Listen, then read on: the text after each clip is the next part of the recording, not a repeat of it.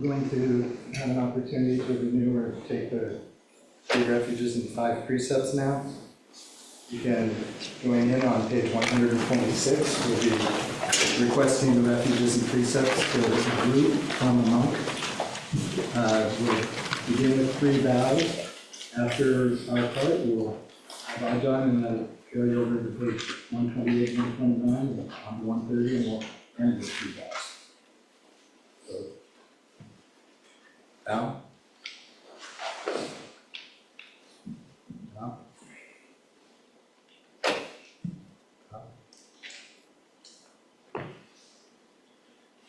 Mayam Bhante Tisaranena Saha Pancha Silani Achama Ditiyampi Mayam Bhante Tisaranena Saha Pancha Silani Achama Tatiyampi Mayam Bhante Tisaranena Saha Pancha Silani Achama.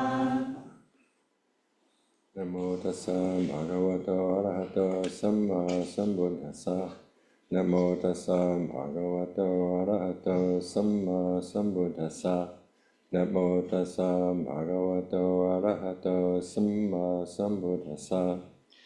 Namo tassa bhagavato arahato samma sambuddhassa.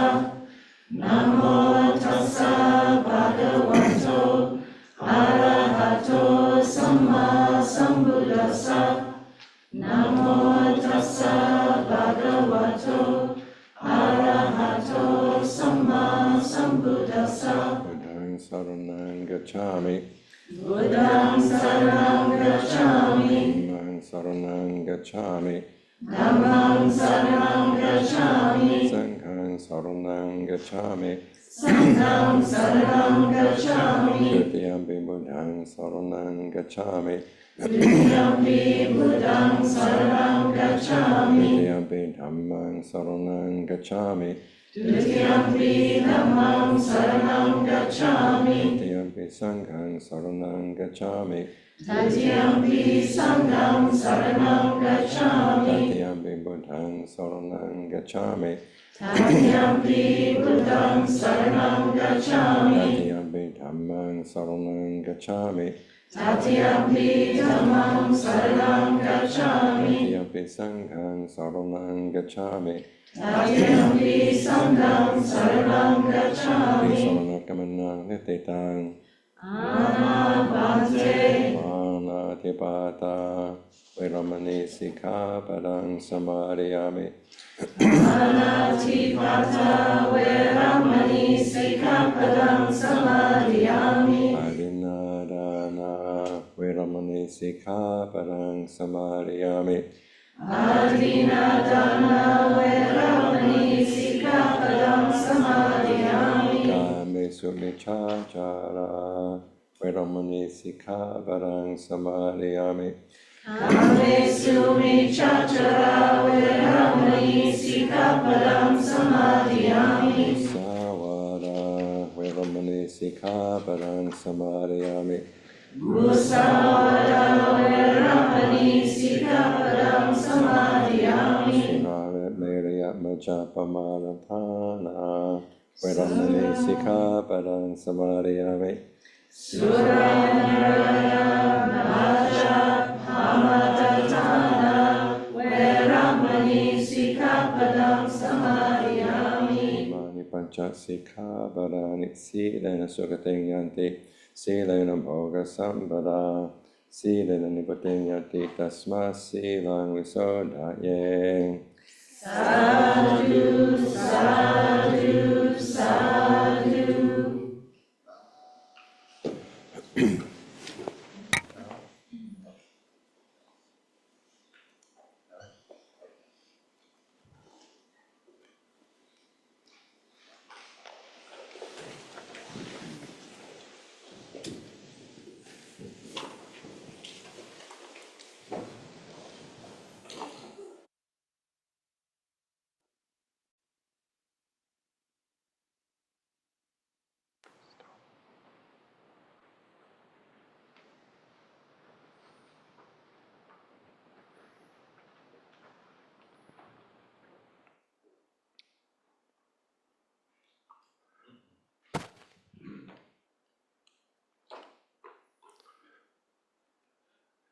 Okay, let's meditate. Yeah.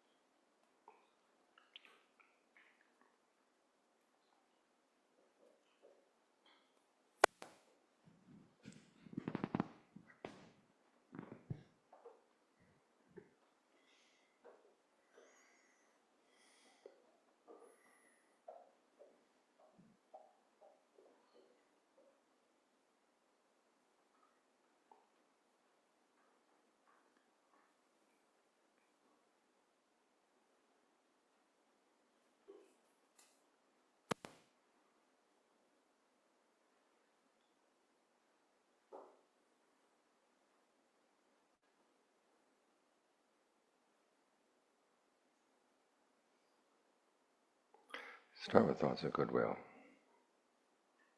a wish for true happiness, reflecting on the fact that happiness and sorrow come from our own actions. So if you want to be happy, you have to be careful about your actions. If other people want to be happy, they have to care for theirs. So when you think the thought, may I be happy, it's basically saying, may I be skillful. May I create the causes for true happiness. And when you spread goodwill to others, it's the same sort of thought. May they be skillful in their actions, creating the causes for true happiness. And that's a thought you can have, one, without conflict, because the resources you're going to be using to create true happiness come from within. And two, there's no hypocrisy. You respect other people's desire for true happiness, but at the same time you respect the principle of karma. That happiness is going to have to come from skillful actions. So start with thoughts of goodwill for yourself. May I be truly happy.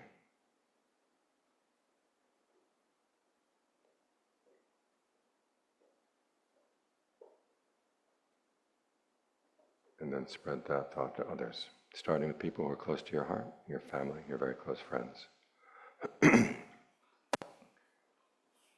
May they be truly happy too.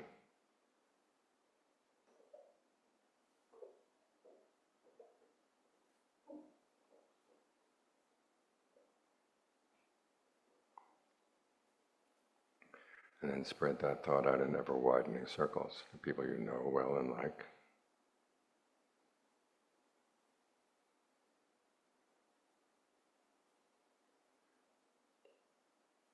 To people you like, even though you don't know them so well.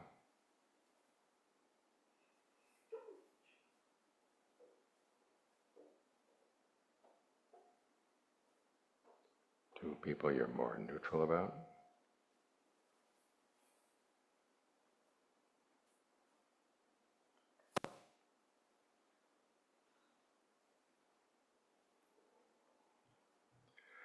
And to people you don't like.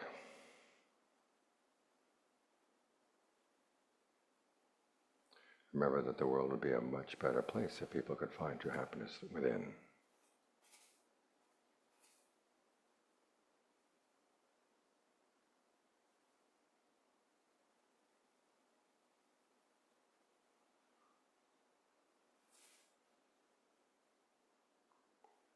Spread thoughts of goodwill to people you don't even know.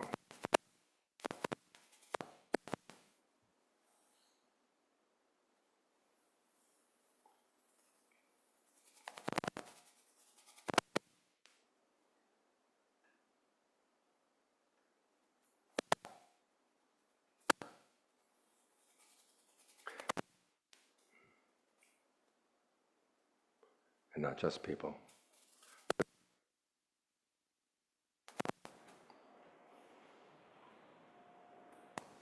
Time to change.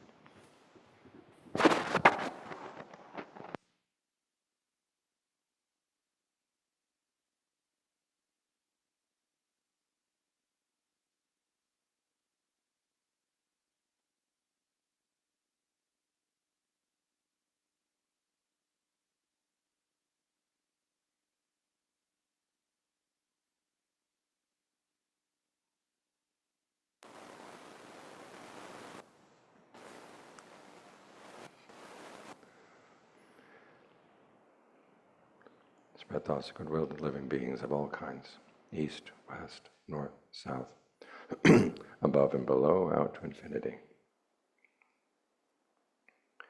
May you all find true happiness in our hearts.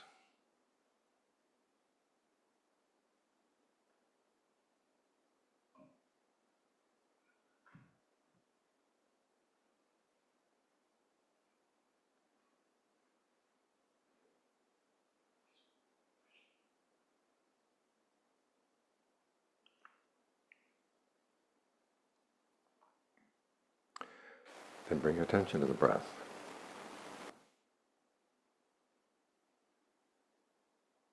Take a couple of good, long, deep in and out breaths. Notice where you feel the process of breathing in the body. That sensation of energy flow is what we're talking about when we talk about breath.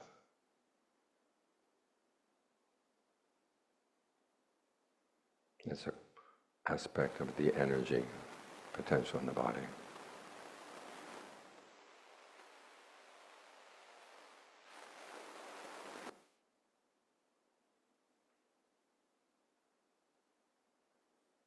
Notice where it's clearest. Focus your attention there. And then ask yourself if it's comfortable. If long breathing does feel good, keep it up. If it doesn't, you can change. Make it shorter, or try in long, out short, or out long. Heavy, light, fast, slow.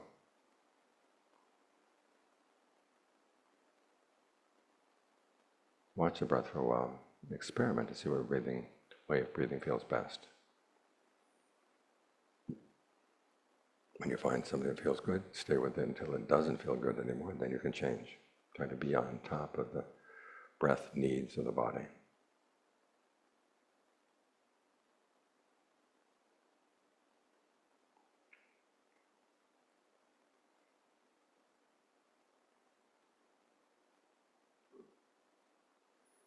If your mind wanders off, just drop whatever the thought is and you'll be back at the breath.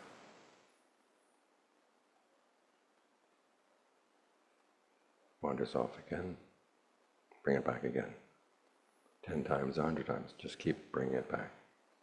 The fact that you catch it wandering is a good sign. It's simply a matter of wanting to catch it more and more quickly.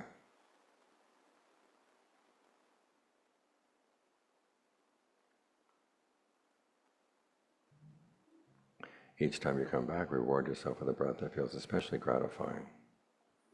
You want to focus on the parts of the body that can be made comfortable through the way you breathe. As for the pains, you can deal with those later. For the time being, let them have whatever part of the body they want. You lay claim to a part you can make comfortable.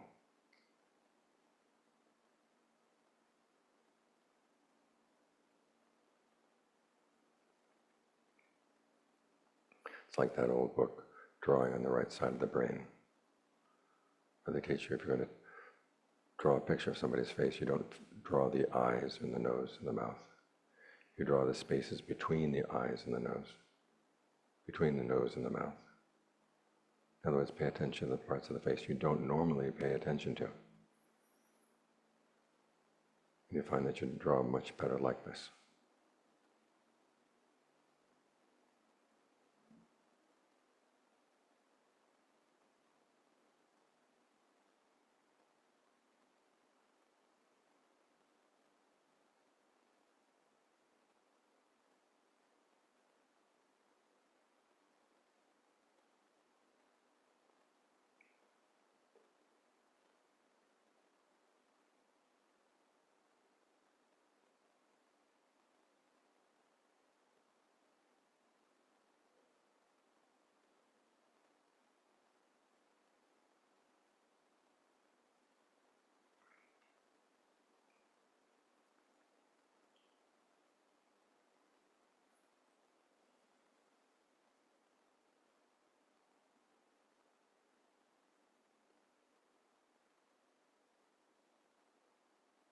Now, as the breath becomes comfortable, there's sometimes a tendency to change your focus from the breath to the comfort, in which case the foundation for your concentration is going to blur out.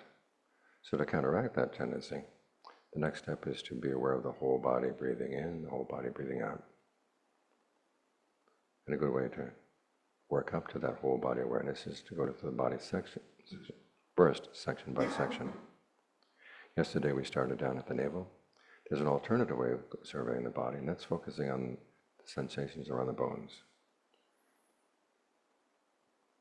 So try to locate the first joints of your fingers and first joints of your thumbs. Where are they right now? Just think of the bone in there, and then ask yourself, is there any tension around that bone or those bones? If there is, let it relax as you breathe in, as you breathe out.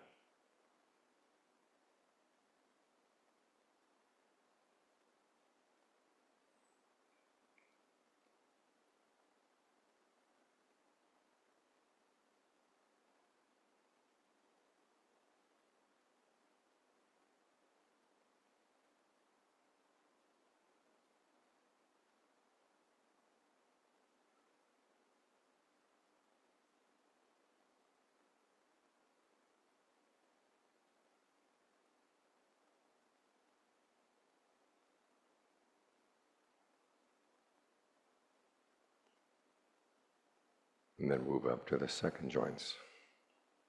Follow the same steps. Visualize the bones in the second joints. Where are they right now? Locate them in your awareness. And ask yourself if there's any tension or tightness around those bones. If there is, allow it to relax as you breathe in, as you breathe out.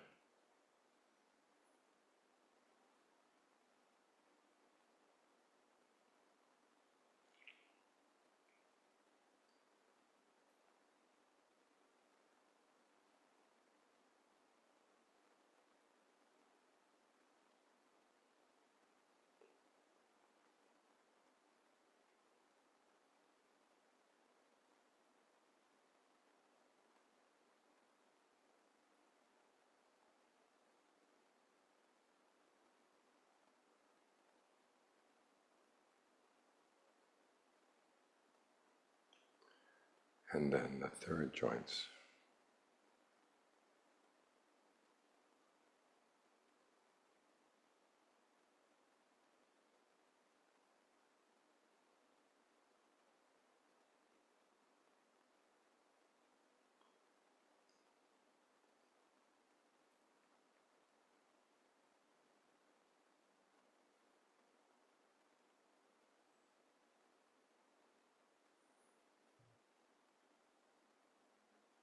And then the bones in the main body of the hand. Here you want to see if there's any tension either in the palm of the hand or in the back of the hand. And allow it to relax.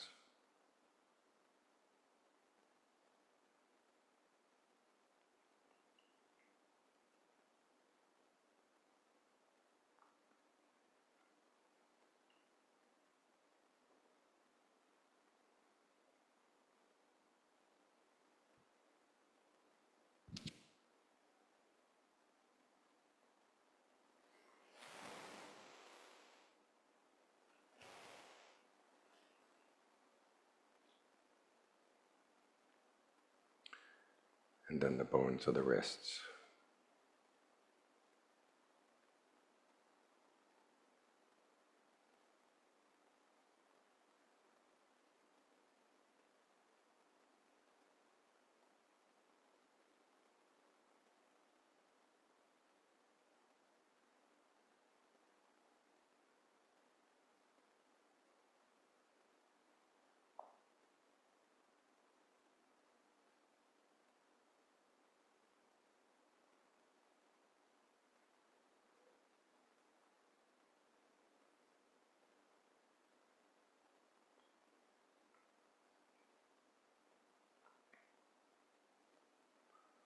The bones of the forearms.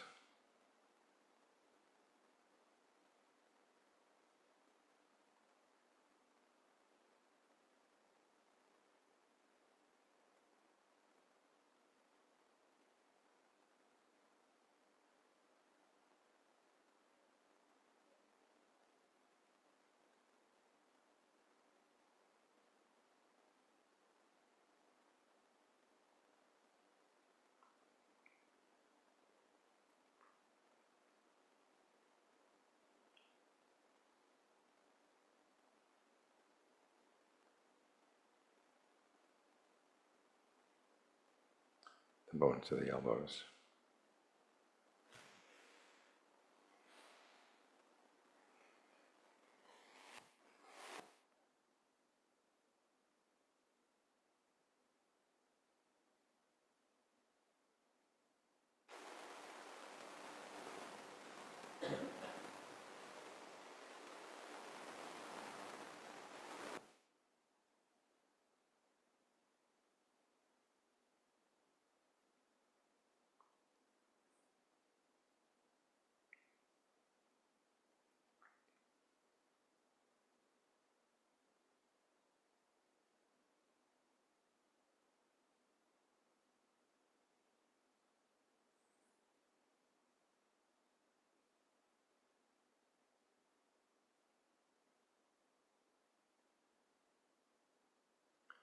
the bones of the upper arms,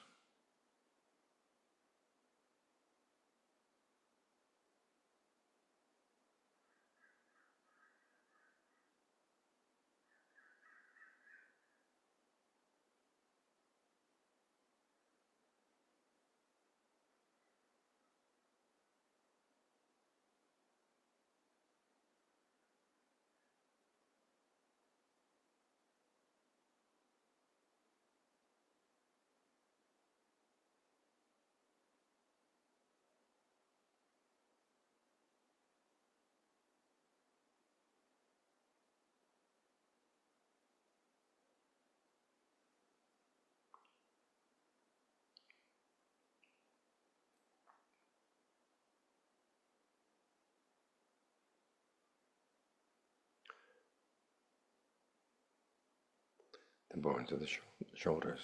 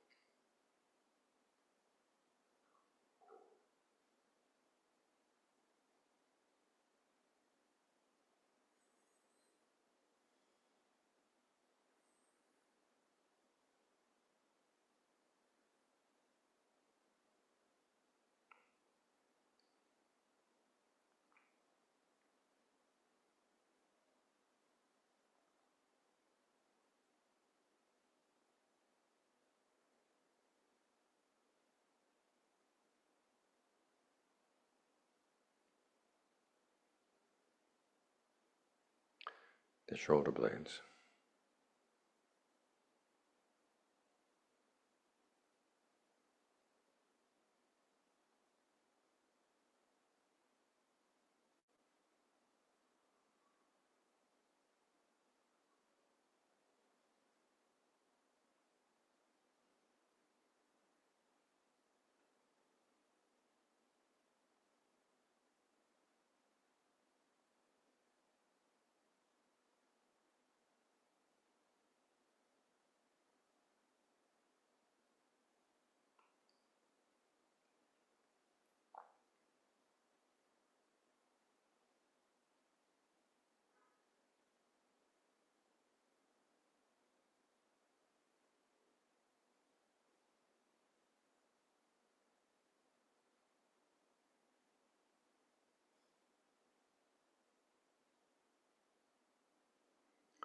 the rib cage,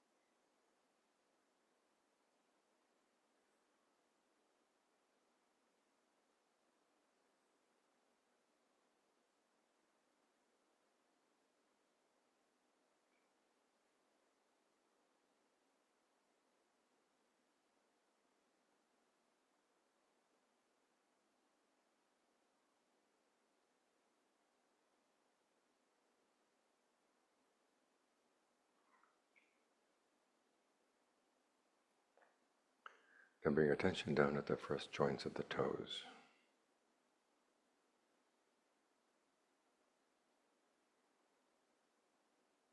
All 10 toes at once.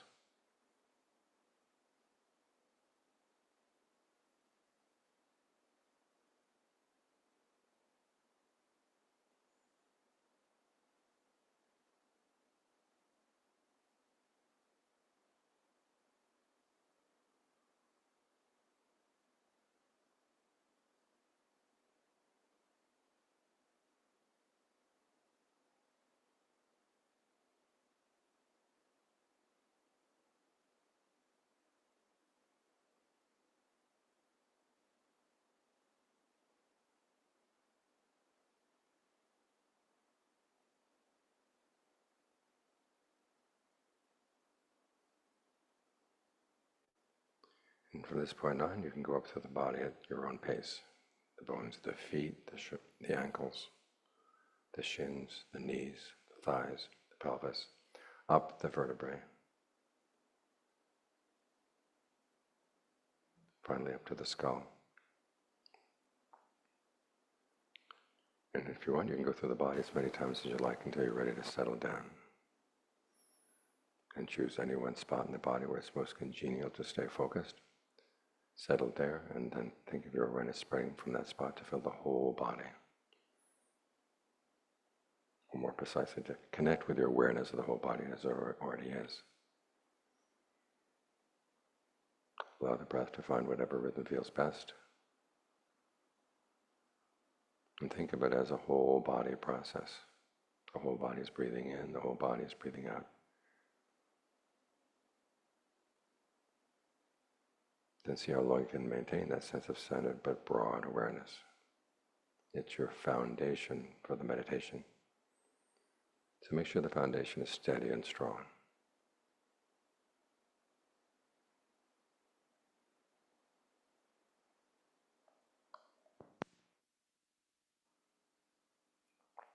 Now you're welcome to continue meditating as I give the talk. We spoke yesterday of how all things are rooted in desire, and that includes the path.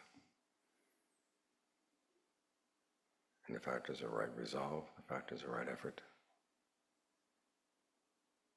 And in the simple fact that the path is something you fabricate, you put it together, you develop these different qualities. You have to want to do it for it to happen.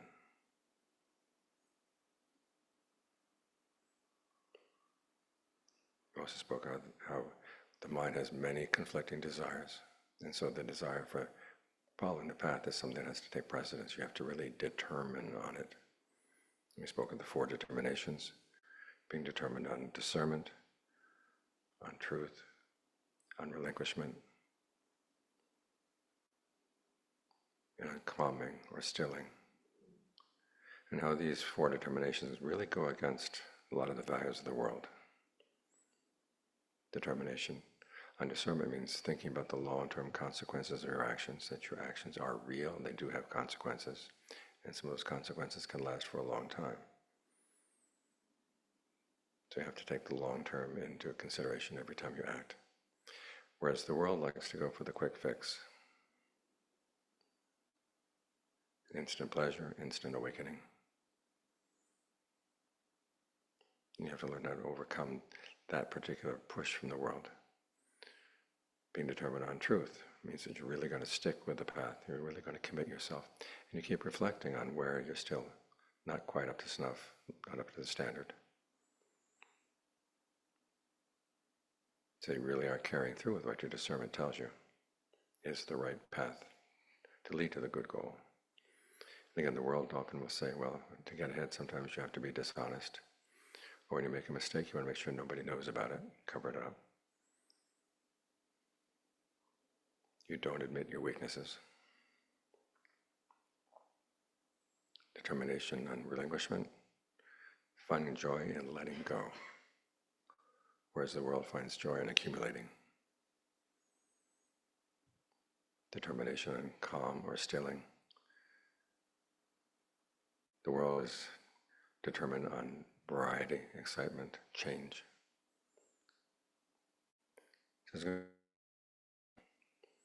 because many of the values of the world are in you. There's going to be a struggle inside. And so you have to have some motivation to continue with the struggle. You have to find delight in following these determinations. And the Buddha talks about finding delight in the path, finding delight in the Dhamma.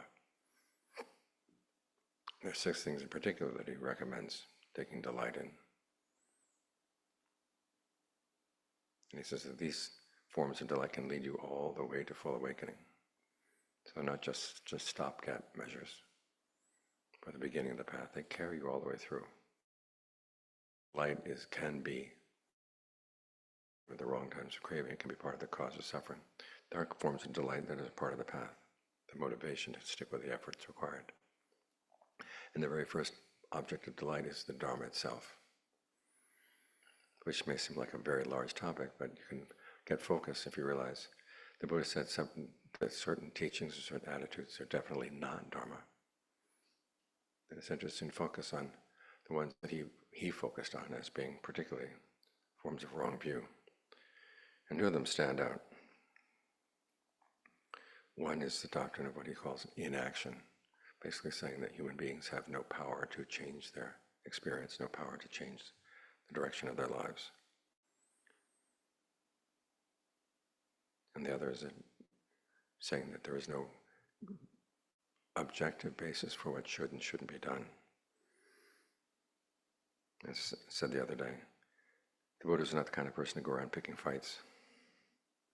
But there were a couple of cases where he would go around and ask teachers who he thought were teaching, is this really what you teach? And the doctrines of inaction included things like, whatever you experience is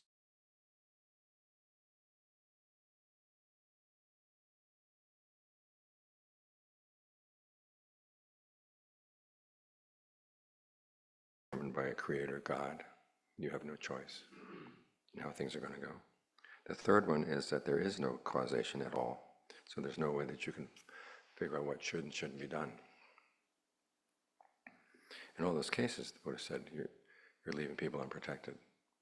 Once he had ascertained that, yes, they did teach these things, he said, you're leaving people unprotected because an urge can come up to do something really unskillful, and you have no basis for saying no.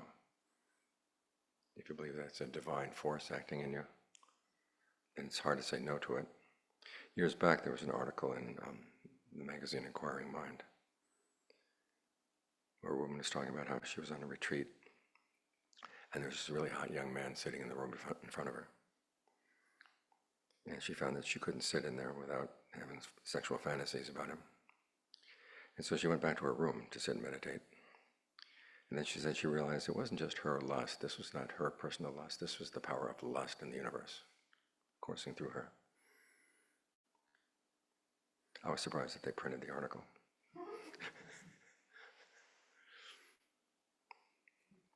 If you're dealing with divine forces, it's hard to say no.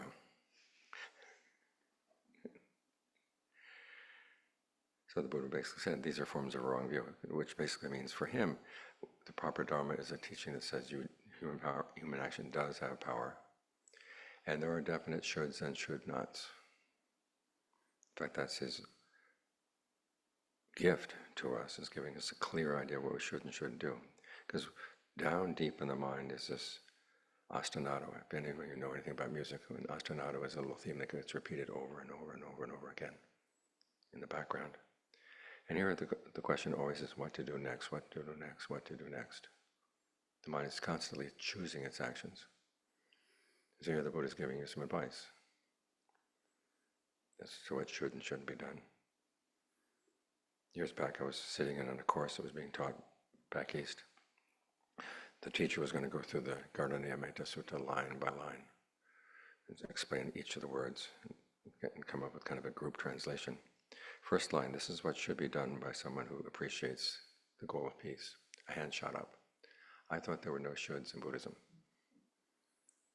Otherwise, Buddhism shouldn't have shoulds. And so the poor teachers had to spend the whole morning trying to explain this point, how there could be a should in Buddhism. It's really not all that hard, because the Buddha's not imposing anything on you.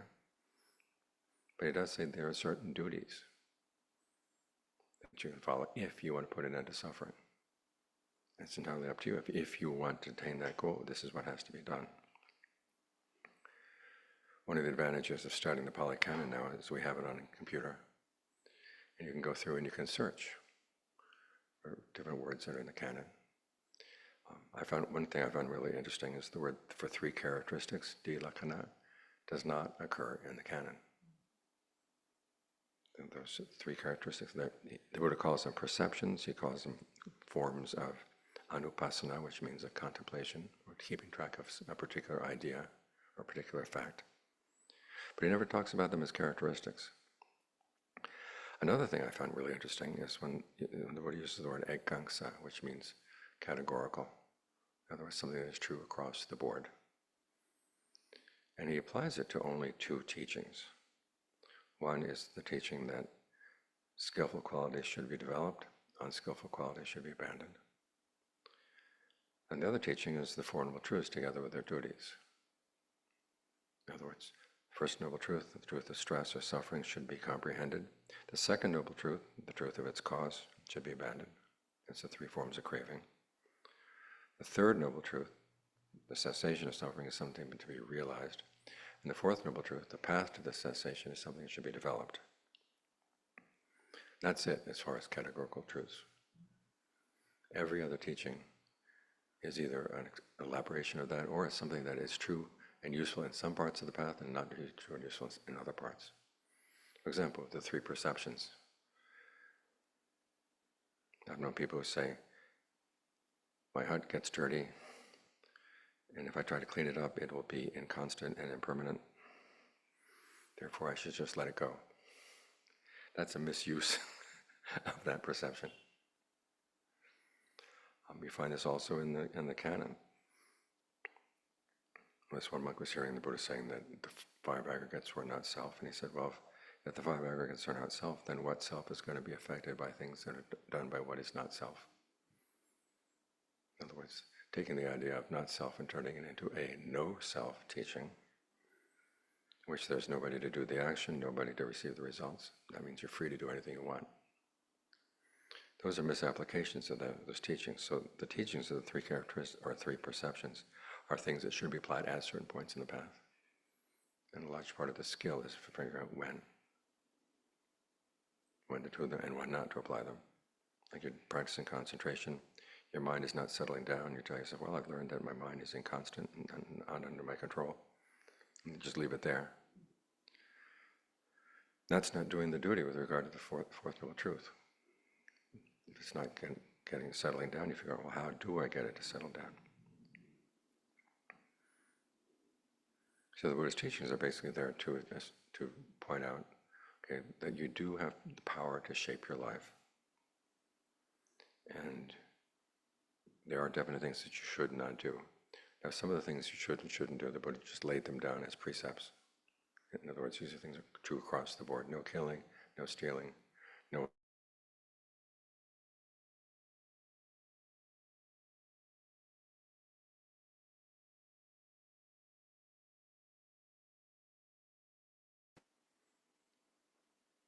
But then given the way he kept repeating it over and over and over again, no killing, period, no stealing, no telling someone to do this, no condoning it when it's done. One time he was asked what the killing of what, is there any one thing whose killing he did condone? And he said, yeah, killing your anger.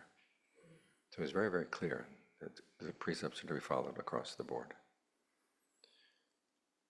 And in that way he says he gives you protection. You don't have to test these things because many times the consequences of things will take many aeons to work out. And we don't have aeons to decide whether or not we're going to follow the path. We want to do it now. So he gives us some advice. Okay, just don't go there. As for other things that are not clearly the sort of things that you can make a precept of, then he would give you advice on how to learn from your mistakes. Those instructions he gave to his son when he was young, that you, before you do something, you're going to try to anticipate, what do I think the consequences are going to be? If I expect any harm, I don't do it. If I don't expect any harm, go ahead and do it. While you're doing it, you want to watch, because sometimes, in line with the principle of causality the Buddha taught, the consequences come up right away in the course of the action. In which case, if you see there is any harm or suffering, or any harm that you're doing, okay, stop. no harm, you can keep on going. Then look at the long-term consequences. And if you see that even though you didn't expect any harm and you didn't see any harm while you're doing it, but there was long-term harm, then you resolve not to repeat that mistake. And you go talk it over with someone who is more advanced in the past, so you can get their advice. I was teaching this particular passage to a group in Santa Fe one time, and there was a psychotherapist there who was doing a mindfulness-based therapy group. And so she copied off a copy of that passage, and the next day after the weekend was over, she gave the passage to her people in her group. And she asked them what they thought about the Buddha as a father. And they all said, if we'd had a father like that, we wouldn't need this stupid group. So you have a realistic attitude that you try not to make a mistake, but if you do make a mistake, this is how you learn from it. So here's the Buddha. This is what the Dharma offers us. It gives clear advice on what the consequences of our actions can be.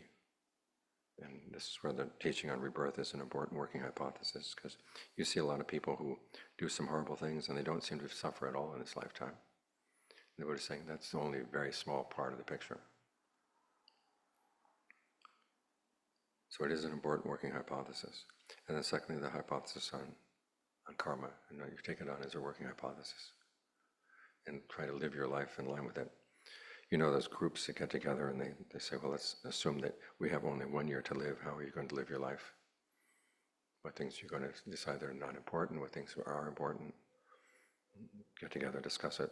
I was talking with someone who had been to one of these groups, and I said, what I'd like to see is a group that gets together and say, suppose you really believed in karma and rebirth. How would you live your life? And he told me the year after that he really resisted when I said that. And so he asked himself, well, why do I resist? He said he realized he'd have to become a better person. That's the whole point. So this is what the Dharma offers us, clear advice on what we should and shouldn't do so we can conduct our lives in a way that will lead to a long-term welfare and happiness. And delight in the fact that there is such a teaching. You see some people who basically teach what is a modern version of the teaching on no action. One foundation for that is that, well, if there is no self, then there's really nobody doing the action, so there's nobody in charge. So you don't have to be held responsible for anything, just be okay with whatever comes up. That's a teaching on inaction. Another teaching on inaction is that you don't have to do anything because your awakened nature is already there. Just relax into your awakened nature and be there with it. That's all you have to do. Well, that kind of being is also kind of doing. It's called becoming. You're identifying with that awareness, you're identifying with that consciousness. And that is a path to, if it's done very carefully, it would become a path to a Brahma world. But you become a Brahma with wrong view. The kind of Brahma that the Buddha would have to go up and, as they say in Thai, tornaman, which basically come down hard on him. So you have to watch out. I mean, there are people who teach the Dharma in a way that leads to inaction. Years back, there was a lay teacher who was writing a book on Dharma. And he sent me a particular chapter because he wanted my opinion on on his use of a quote from one of my translations. And the basic point of the chapter was that there are two approaches to the practice. One is that you have to create the state of awakening through your efforts. And the other is that realize that the state of awakening is unconditioned, it's already there, so all you have to do is just relax into it. And I pointed out to him, well, there's a third alternative. Because if you have just those two alternatives, the second one is obviously the more, well, certainly more appealing. But secondly also, if you can't create a state of awakening. But I said there is a third alternative. And I used it with an illustration from Ajahn Lee, which is that the mind is like salt water. There is fresh water in the salt water. But if you try to separate the salt just by letting it relax, or taking it and putting it in a bowl and letting the salt settle out on its own, it's not going to settle out. You have to distill the water. There has to be some effort to get rid of that salt. And then you find something that is pure. I found out later that the reason why the lay teacher didn't take my advice was because that was the thesis of the whole book. It had already been accepted for publication. I wish there were better editors these days. So when you're reading the Dharma, you have to be clear, okay, if it's teaching a doctrine of inaction, it's not the Dharma. And you have to watch out for it because it will make you lazy and, as the Buddha said, unprotected. There's work that has to be done. The Buddha said this over and over again. And it gives you advice on, one, saying that yes, your efforts do have meaning, they do make a difference. And then secondly, he gives you good starting advice on what to do and what not to do, and how to develop the qualities of your own mind so that you can become more independent in the Dharma, and getting a sense of what's skillful and what's not. There's a lay teacher who says he would prefer not to believe in karma and rebirth. He'd rather have these issues left as mysteries. But they're already mysteries for most people. And it's good to have the advice of some people who are very experienced, and it's been corroborated for thousands of years now, that if you approach the issue of your actions, you approach the issue of what's going to happen after death, using the Buddha's assumptions, you're going to benefit. Because when you think about it, every time you make an action or do an action, you have to calculate, are the consequences going to be worth it? Or are the results going to be worth it? And so you can't say, well, the issue of rebirth or not after death is something you can just kind of put aside, leave as an unknown, because that can enter into the calculation. I mean, our culture is so good at making us forget death or to deny death. Whereas the Buddha is saying you've got to keep it in consideration. What you're doing now, how far can those consequences go? And then you can decide whether something is worth doing or not. So it's good that we have a teaching like that, and it's good to delight in it. Because that gives you the energy for the next two objects of delight. One is to delight in abandoning, i.e. abandoning unskillful qualities. And then two, to delight in developing, i.e. developing skillful qualities. And here's where you learn how to approach the path as a skill. If you've ever mastered a manual skill or a physical skill, like a sport or a musical instrument, you learn that you can keep yourself going by delighting in mastering all the little steps, seeing how the little steps are important, seeing how they really do make a difference. And so instead of trying to take on the whole thing all at once, you break things down into manageable units and then learn how to master them. I had a friend at Oberlin, where I went to college, who later on became a professor of piano there at the college. And years later, after our graduation, he wrote an article talking about how he and one of the other professors were talking about really basic stuff like playing scales and how important it was to play a really good scale. I thought, gosh, that's something I was taught when I was 6 years old. But then he said he heard that the other friend went into the room and played a perfect scale up the piano, and he said his shivers went up and down his spine because it was just so beautifully done. And so that's just little tiny things, but you add the little tiny things together, you learn to delight in the steps. So, okay, I can see that I've had a problem, say, with lust, I've had a problem with anger, and maybe my best victories are small, but I can learn how to take joy in those little tiny victories. And John Munn makes a comment, he says, it's like your mind is covered with pieces of bark, and seeing just one little piece of bark come off the tree, you learn how to take delight in that. When you're able to say no to a particular defilement and make the no stick. And also learning how to figure things out. This is one thing I've never understood. Sometimes you hear some Dharma teachers say, don't try to figure things out, just sort of be with the way they are. But that's a large part of the joy in the Dharma is figuring, okay, what am I doing wrong? Where am I making a mistake here? And how can I get around it? And using your ingenuity and using your powers, your creative powers, to get around that particular problem. Similarly with developing good qualities like concentration and mindfulness. These are things that you do have to develop. And with mindfulness, of course, mindfulness is not just bare awareness. Mindfulness means keeping something in mind. And learning how to keep in mind. You're going to stick with the breath. You're going to avoid getting involved in thoughts about the world. Or you're going to stick with whatever your object of concentration is. And learn how to make that stick longer and longer and longer times. figuring out how to do it well, figuring out how to use your concentration. Ajahn Geoff once made the comment that in meditation we learn how to, 1, do it, 2, maintain it, 3, put it to use. 1, how do you get the mind focused on the breath? That's not too hard. The problem is keeping it there. That's where the mindfulness comes in. But you learn how to maintain it and how to be interested in keeping it there. And then learning how to put it to use. The more you can see that it has uses, the more interesting it's going to be. I keep thinking about John Lee's discovery for his method too. I don't know if you know the story. He was, at that time he was 40-something. He decided he wanted to spend another rains out in the forest someplace. So I went to this one place up in Chiang Mai, which was a 3-day walk in. And the day after he arrived, he had a heart attack. So what do? No doctors. Takes 3 days to walk out. And he was with the Hill Tribes village, and Hill Tribes food is not the best for your heart. I don't know if you know about this.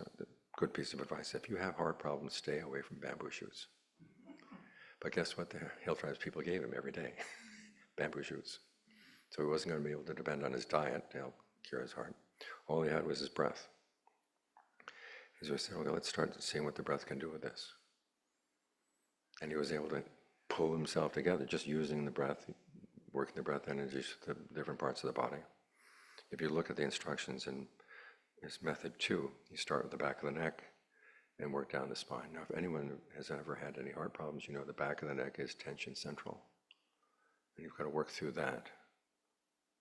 And then working through that, he was able to help cure his heart. And at the end of the rains retreat, he was able to walk out. 3 days. He lived for another 8 years. So it's using your ingenuity and developing a skill is an important part of the delight of the practice. You think about the basis for success. There's the desire to do it well. There's the persistence. You use your powers of intent to focus full intention on what you're doing. And then you use your ingenuity to figure out if it's not going well, what can I do to make it go well? If it is going well, how do I maintain it?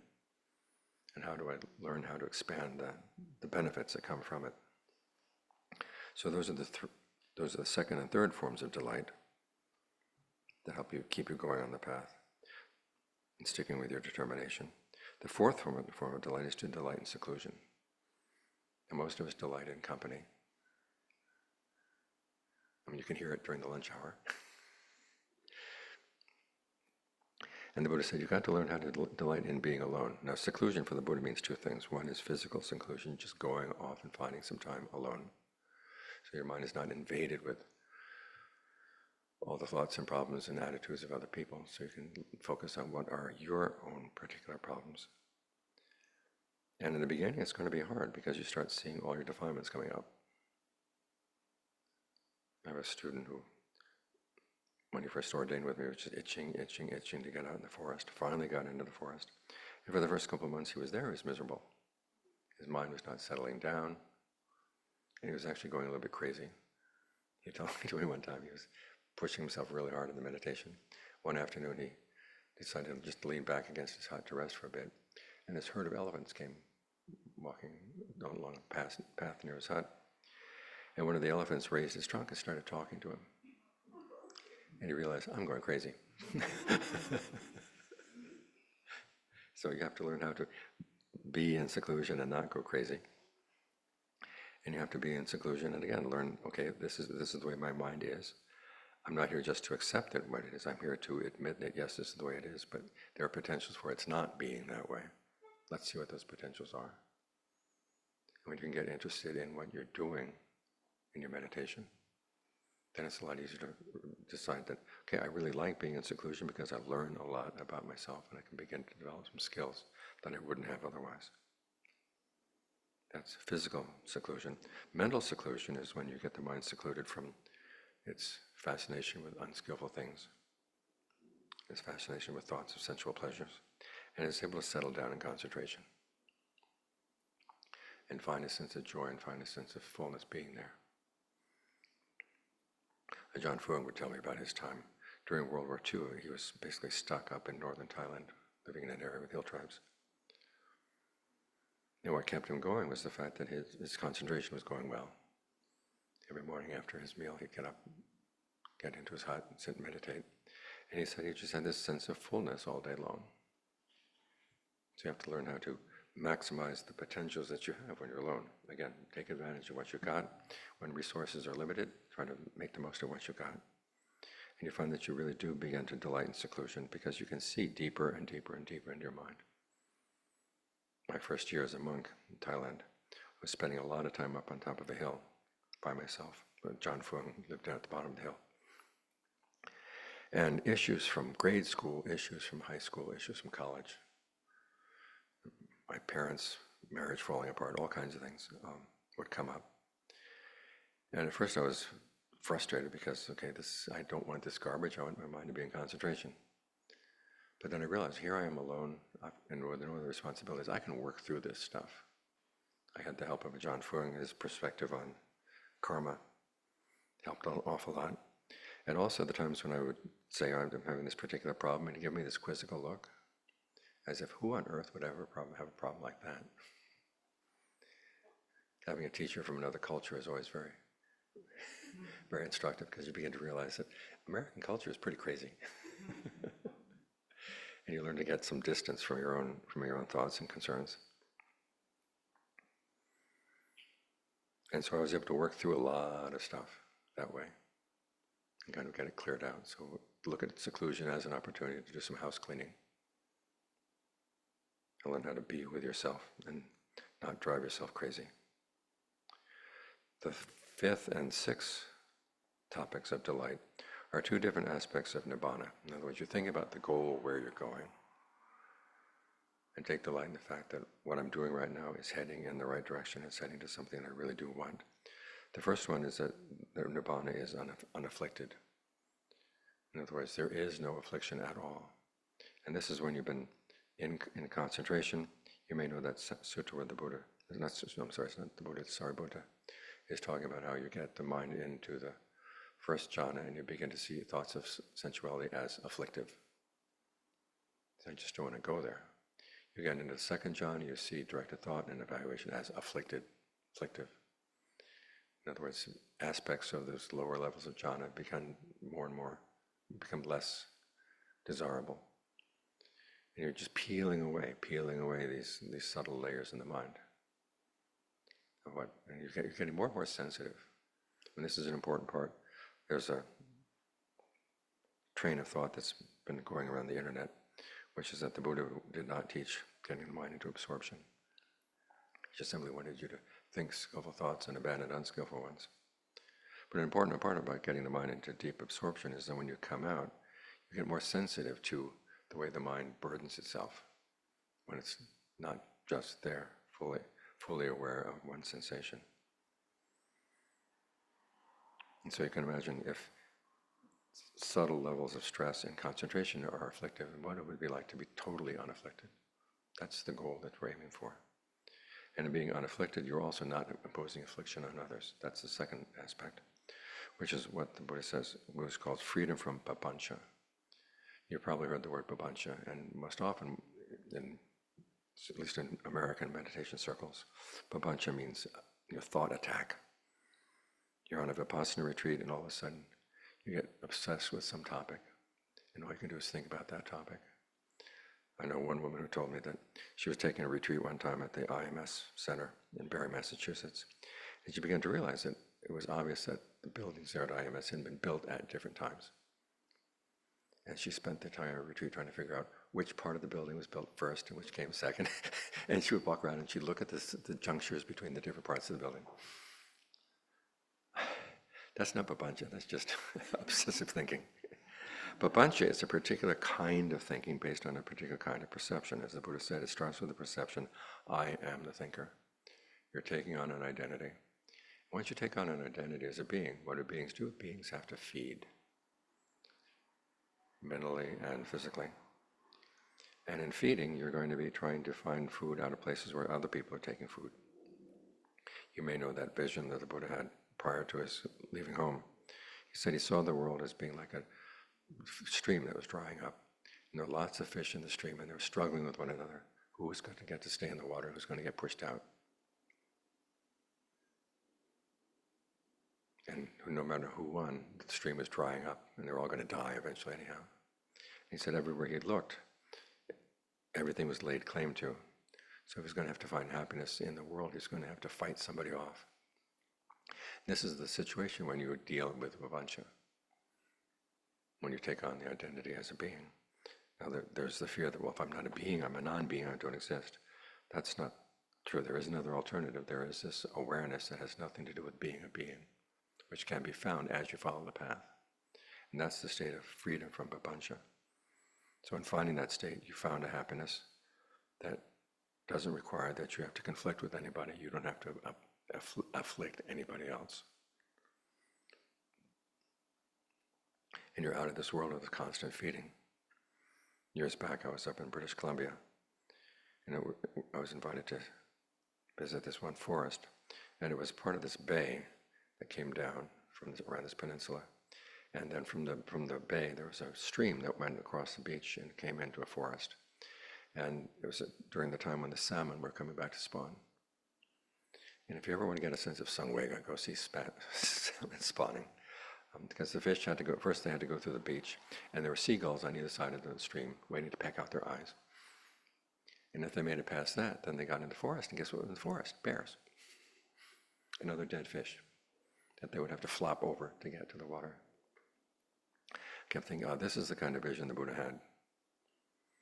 And you're saying, okay, there is a state which frees you from this constant having to feed and being fed, being eaten. And so that way, when you stop samsaring, it's a gift not only to yourself but also to others. Samsara is not a place; it's a process. Sometimes you get the feeling that, well, if you're leaving samsara, you're leaving all those other poor people who are stuck in samsara. You're leaving them behind. But samsara is not a place; it's an activity. It's like a bad habit.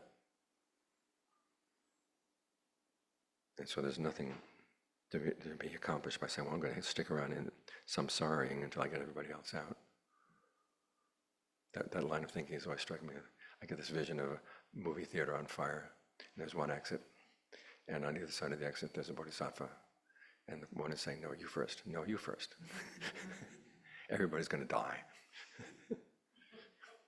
But if you realize samsara is an activity, it's like a bad habit. Okay, you stop the bad habit. And in doing so, you're not inflicting other people, and you also show them that the bad habit can be dropped. And that's a gift. So these are some of the things you can delight in to keep you going on the path. That you've got a dharma that gives you confidence in your power to make a difference in your life, and it gives you good beginning advice on how to do it right. You've got these skills of learning how to abandon unskillful qualities and develop skillful ones. You can take delight in developing those skills. You've got the ability to get to know yourself through seclusion and deal with issues that would otherwise not get dealt with if you were constantly involved with other people. And you're aiming at a goal where there's no affliction and there's no conflict. You're not being harmed, no one else is being harmed. And it's a happiness that is totally satisfactory. We put an end to our desire for true happiness not by lowering our standards as to what counts as true happiness, but by actually satisfying them. Because all those who've had at least a glimpse of the deathless say it's way beyond your expectations. And something that's really, really worthwhile.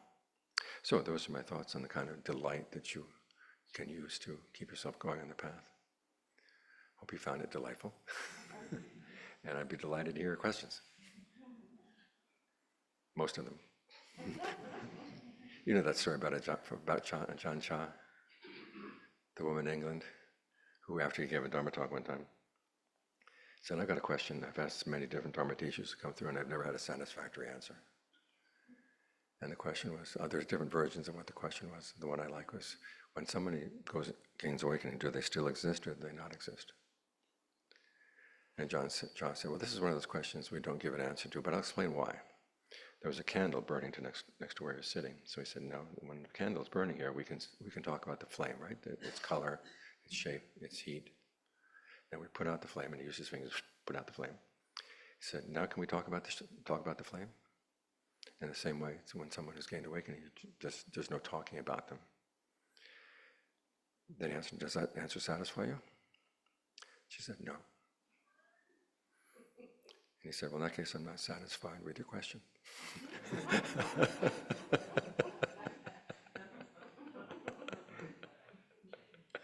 So I want some satisfactory questions.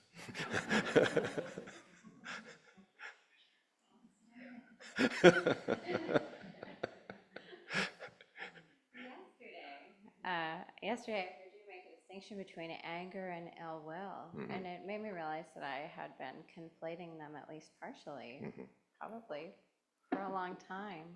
Can you talk more about the distinction between anger and ill will? Okay, by definition, it's pretty easy to define the difference. And anger is simply not liking what's going on very strongly. Ill will is when you want to see somebody suffer. And you can probably think of some people you would like to see suffer.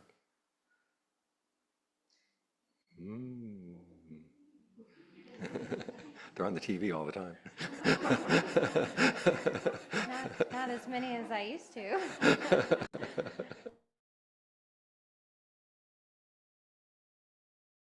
As wanting to It's a definite aim at wanting to see somebody suffer.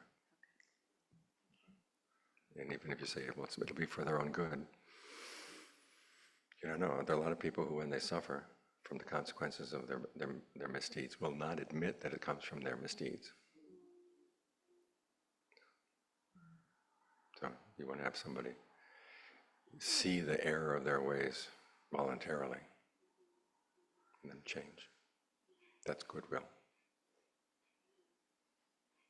So we have, what I heard you saying yesterday was, warning that if you continue to use the tool of anger, it can become ill will, feed ill will. So in seeing that anger, we can make an effort to transform it before we start creating that ill will.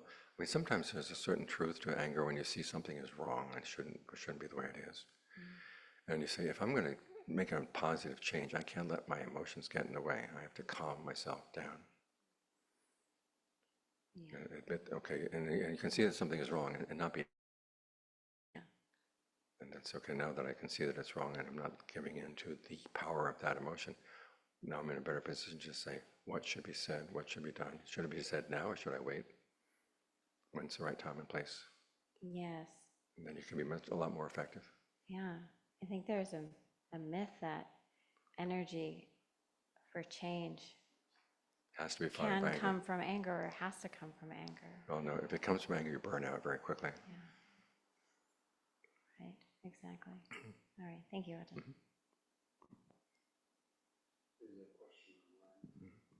Can I ask a question? Sure. Um, Maybe a good one. well, there are two. One is many years ago, you introduced me to Ajahn Lee's book, Keeping the Breath in Mind. And through that little manual, I was able to get into very, very deep concentration. And it lasted for quite some time. And it was a pretty incredible experience. And I haven't had that experience in a long time. Should I just go ahead and examine his steps once again and follow him through? I mean, the only difference is that I'm older. Well, I'd say go back and do the steps very carefully, one by one by one. Yeah.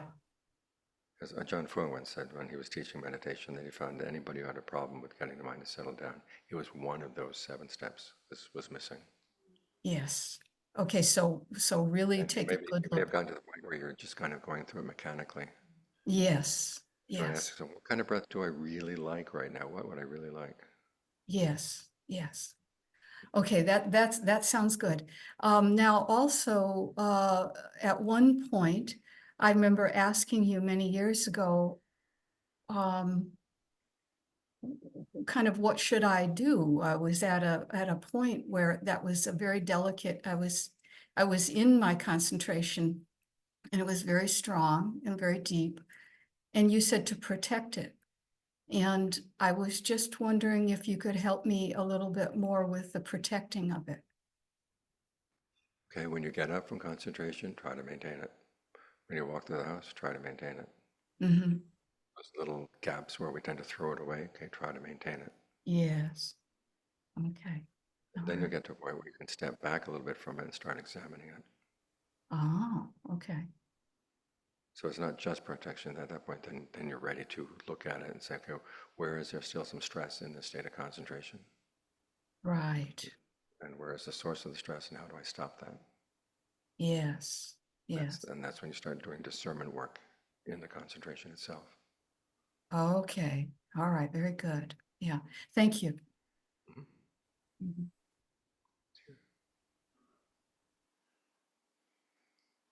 Question over there.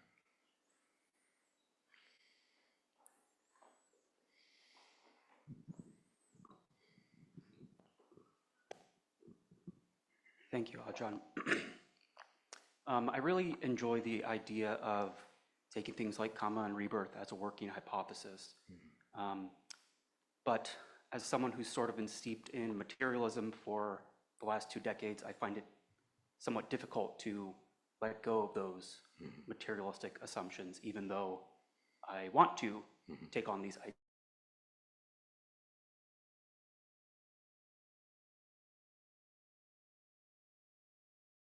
Examine it, okay, what exactly in me resists that hypothesis and what are its reasons? And challenge it.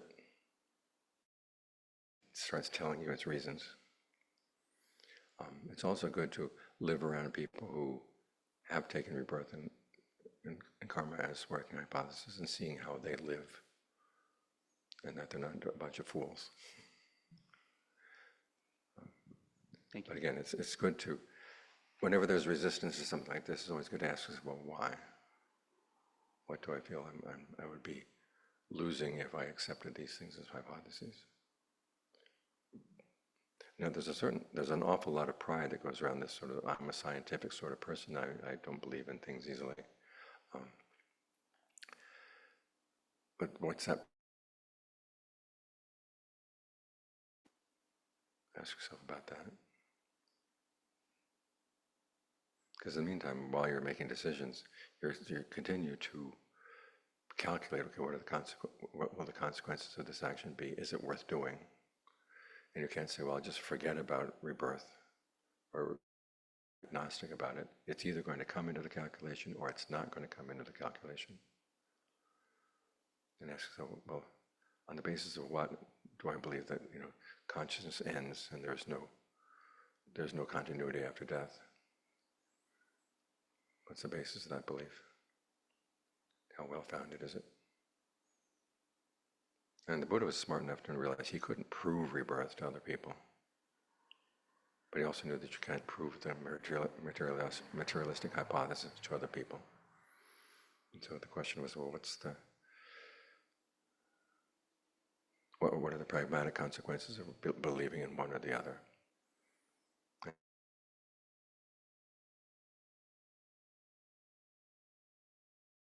A lot more careful about your actions.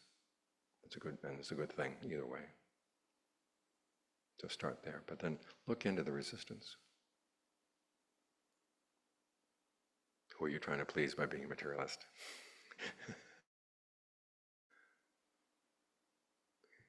Thank you. Ajahn, thank you. Я буду говорить по-русски. Чем отличить в сансаре провокацию от подлинного? Я интуицию, правильно? Thank you. How to differentiate in samsara provocation and truth? I'm trying to listen to my intuition. Well, is it right to do so? Depends on the intuition.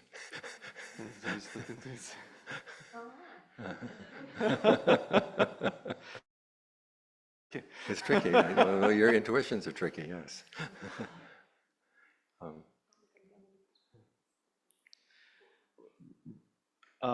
Were you listening to your intuition before becoming a monk, or? Some intuitions I listened to, and others I realized I had to be careful about.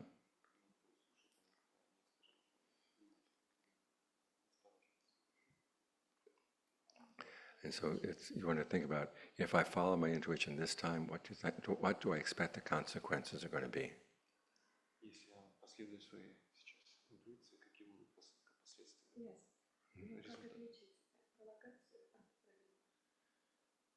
Okay, yeah, so how to distinguish when it's something is provocative or truthful? How to make this distinction between... Like provocative in the sense of being appealing? Oh, well, then that's my translation is not very... Well, someone is Provoking or provoking certain actions or, yeah. Okay, you have to ask, well, what is their intention? And if I follow through with that action, what do I think the consequences are going to be? Okay. I have to think about how to get it translated right, but I got it, yeah. Okay. Okay. Thank you.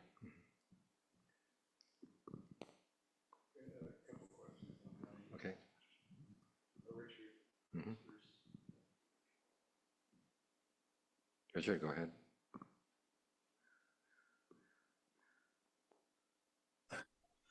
Ajahn Geoff, my question is this. I'm going to be, you talked about seclusion, and I think I think I've mentioned to you before that I'm sort of recovering from this illness. It's a long recovery.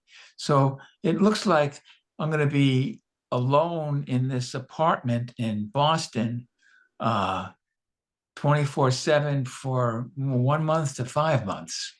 It could be a long time being alone.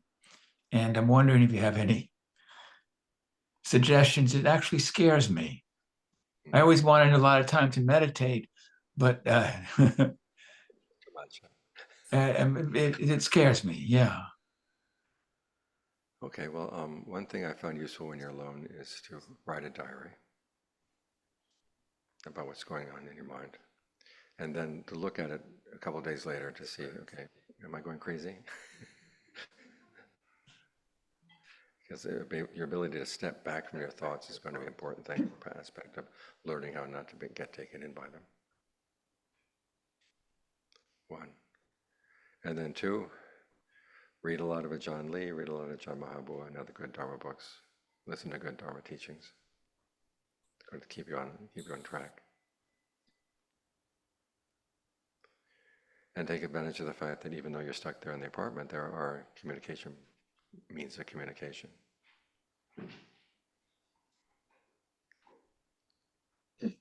Okay. With the diary, Ajahn Learn some chanting. Learn some chanting. Geoff, with the diary, do you try to make it a discipline so that every day at a certain time you spend a certain amount of time doing it, or you just do it? Do it when you feel like something important is going on in your mind. You want to write it down so that you can look at it again afterwards. Okay. And learn some chanting. I've never done chanting before. When I was a kid, they told me to be quiet at the concerts, not to sing. So you were a listener, huh? But maybe I'll learn. Yeah. So chanting is a good thing. Yeah, it can be your friend. Uh-huh. Those times when I was by myself on the hillside there in Rion, I would spend a good amount of time in the evening chanting, and it was like having a companion. Uh-huh. Uh-huh. Where can I learn the chants, Ajahn Geoff? Is there a... Okay, there's the chanting book, which is on dhammatalks.org, and there's some recordings on Dhamma Talk. Okay. Okay. Those are good suggestions. Okay. Thank you so much.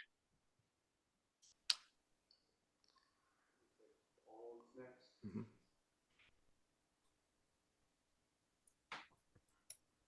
Was that me? Yep. Oh, good. Sorry. couldn't hear too well. Thank you for your time today. I'm almost finished with the book, The Paradox of Becoming. And I'm really trying to investigate this idea of, as a lay practitioner, we kind of keep putting ourselves into the fray, in the sense that, we have opportunities for, let's say, ecstatic experiences. And of course, there's this opportunity to get hooked on them again, right? To keep going back in for more. And there's this very bizarre saying that comes out of popular spirituality that kind of makes it sound kind of quasi-Buddhist. And it goes something to the effect of, one can engage in these ecstatic experiences just so long as you don't become attached, right? And granted, I'm still studying as much as I possibly can, and like you talk about searching, the being able to search for text and things like that, and I've done that. I can't find any such provision or dispensation, right? I don't know where people get this idea from, and I was wondering if you could speak to that, because I feel like people feel like, as lay practitioners, that there's some sort of special condition. We can still kind of get away with it, kind of have our cake and eat it too. Do you have any thoughts on this take on engaging in ecstatic experiences, allowing that to be part of the path, but somehow still not getting attached? Okay, what ecstatic experiences you're talking about? Well, you name everything from sexual experiences to going out for musical concerts and having wonderful time and lots of time with fun and friends, and anything that just brings a lot of either physical, sensual delight to the mind or body. Okay, I would say go for the concentration ecstatic experiences. Right. So you've made that point about the stuff you say no. If I'm going to go for the delight in seclusion, I've got to learn how to say no to some of these other things. Otherwise, it's going to get in the way. Right. The message that you were relaying in The Paradox of Becoming and a number of other places has to do with the jhanas. And I guess the second part of my question has to do with the use of jhanas. It's not a particularly easy practice for some. Takes a lot of time to get into, to master, to use, etc. And whereas other things are super fast, right? These ecstatic experiences that I'm referring to generally. What is the practicality of jhanas and seclusion, etc.? I guess that's you kind of already gave me that answer, but I just wanted to know if you could kind of speak a little more on jhanas for lay people and as a practice for diverting the mind. Okay, it's useful for everybody, lay people or monastics. It may not be easy, but it's one of those things that if you put in the effort, once you get it, you're going to say, this is really worth it. And that will involve saying no. But as I said, when you say no to other things like that, you've got to say, I want to delight in the prospect of being able to master this skill. And so you take delight in each step along the way as you're getting the mind more and more mindful about what it's doing and more able to settle down and get some sense of pleasure out of it. And so you have to learn how to talk to yourself. And this is an important skill. We'll be talking about it in the second half of the afternoon. The skill of learning how to talk yourself into wanting to do the right thing. But it is worth it. It's certainly cheaper than tickets to concerts. Has less bad overhang, or what's this? I forgot the word now. Hangover. No hangover.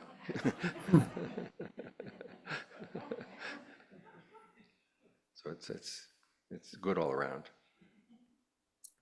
Thank you very much for being here today. And as my teacher said, it's good to get hooked on it. Sometimes you're told, well, it's okay to enjoy the pleasure of concentration, but don't get attached. And he would say, get attached. It's an easy attachment to peel away. It's a lot easier to peel away your attachment to skillful things than it is to peel away your attachment to unskillful things. Thank you. That really helped.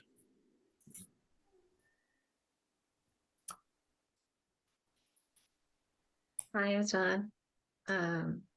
another delightful day of sitting with you and listening to you. Thank you very much. Ajahn, in your book, Into the Stream, you talk about, you explain practicing Dharma in accordance with the Dharma as meditating on the aggregates and comprehending them. And with that would come dispassion. And I was wondering if you could talk a little bit more on how to practice on the aggregates in the right way. I feel like I have a kind of comprehended that I'm not the first four, but I have an attachment to consciousness. So I know that, my mental formations just come and go. They're non-self, they're stressful, inconstant. But when it comes to consciousness, I'm kind of stuck there. There's a stickiness. I was hoping that you would help me with that. I don't know what it's like to be without consciousness. Is that what Nibbana is? There's the consciousness in the aggregates, and there's consciousness outside of the aggregates. And the only way you're going to get to the second one is to learn how to really examine your attachment to the aggregates. And the tradition in the forest tradition is that you focus on whichever of the aggregates you find easiest to focus on, and really get to know that. Oftentimes, if you're doing concentration, one of the easiest ones to focus on is perception, the mental labels that you put in your mind. You start learning how to take those apart. And by looking at things in terms of the three perceptions, you want to look at something that you really are attached to. If you're already not attached to something, you say, oh, that's inconstant, Mount Hood is inconstant, Mount St. Helens is inconstant. Well, yeah, but you're not really attached to them, so it doesn't mean anything. What you want to do is develop a state of concentration and get really attached to your concentration so that the appeal of other things is not quite so strong. And then you say, well, even this, you sort of painted yourself into a corner, even this has its drawbacks. You don't want to go back to your old attachments. You're going to try to let go of the new attachments. And that's when that kind of contemplation will be effective. Yeah, that was very helpful. I am very attached to my concentration. Don't want to let it go. At some point, you're going to have to let it go.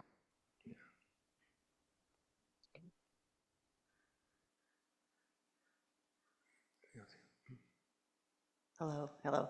I'm just a follow-up to the gentleman's question about the jhanas or your comment. Is not the purpose of getting into deeper mind states such as the jhanas to gain more wisdom, a deeper wisdom of the Dhamma? Is that really one? the main It gives you some pleasure out of the path. And then secondly, when the mind gets quiet, you see things in the mind you didn't see before. And the more quiet you can get, the more subtle things you're going to see. And you're also getting hands-on experience with dealing with the aggregates, because when you're creating a state of concentration, you've got the form of the body, you've got the feeling of pleasure you're trying to create. There's the perception that's holding you there. The thought constructs that are kind of discussing how things are going, or the intention that wants to keep you there. That's sankharas. And then the consciousness of these things. You've got the aggregates right there. You're getting hands-on experience with them. Because when you first hear about the aggregates, you say, that's odd. That's an odd way of dividing up your experience. Couldn't the Buddha have divided them up into the pie in other ways? He could have. But when you're dealing with concentration, these are the things that stand out.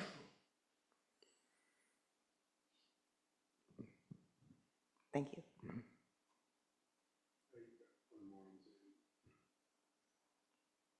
This faceless person.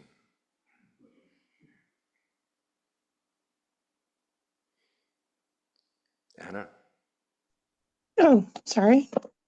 I wondered, is there a danger of like becoming a sense of moral superiority as you go along the path? There is that possibility, but you have to remind yourself, I'm not doing this to be superior to other people. It's better to think, I'm following the path because it's medicine for me. I've got these mental illnesses. It's like being in a hospital. There are other patients down the hall who are not taking the medicine. Are you morally superior because you're taking the medicine?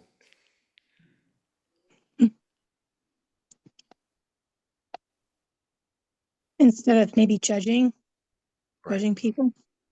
right. So this is my training. So I'm not going to pose my training on other people. I'm doing this because I need it.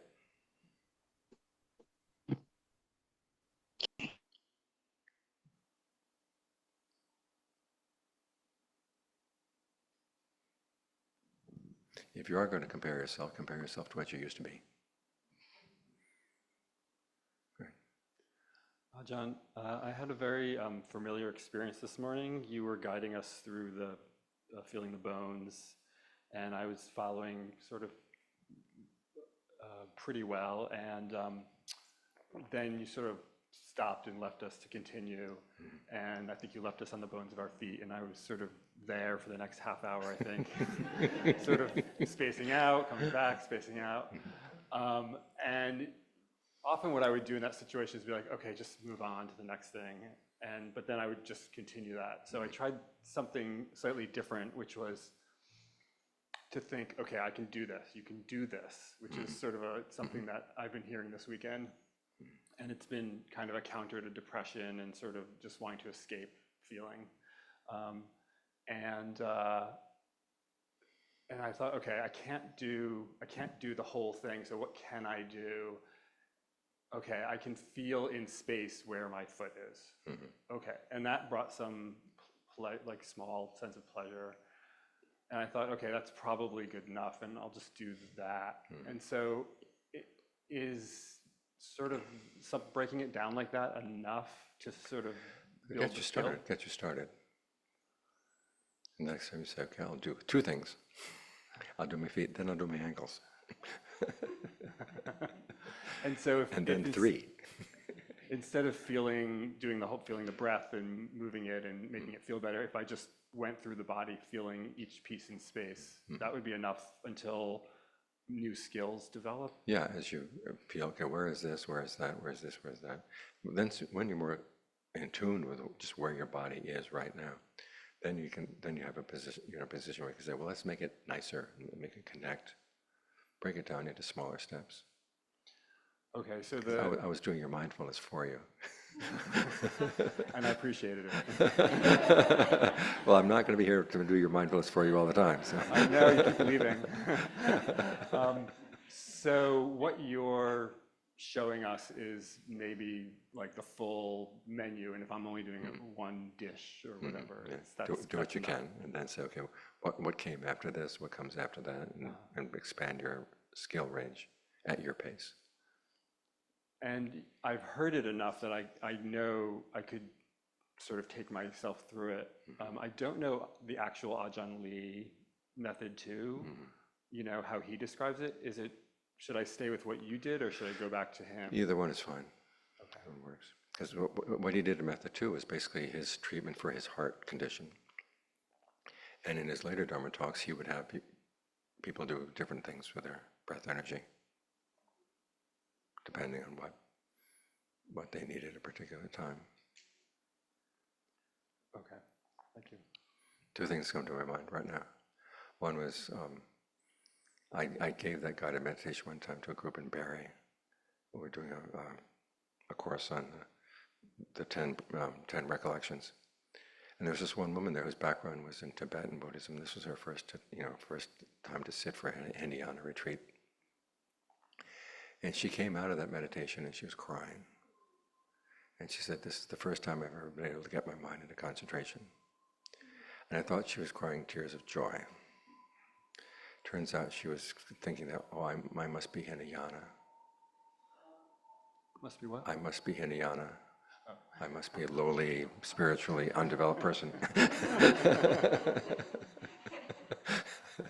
Never saw her again.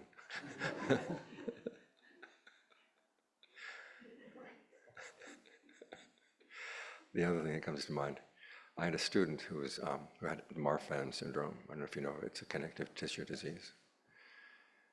And to make a very long story short, her father died of Marfan, her sister died of Marfan. She had it, and she was determined to do something about it. So she got a degree in nursing.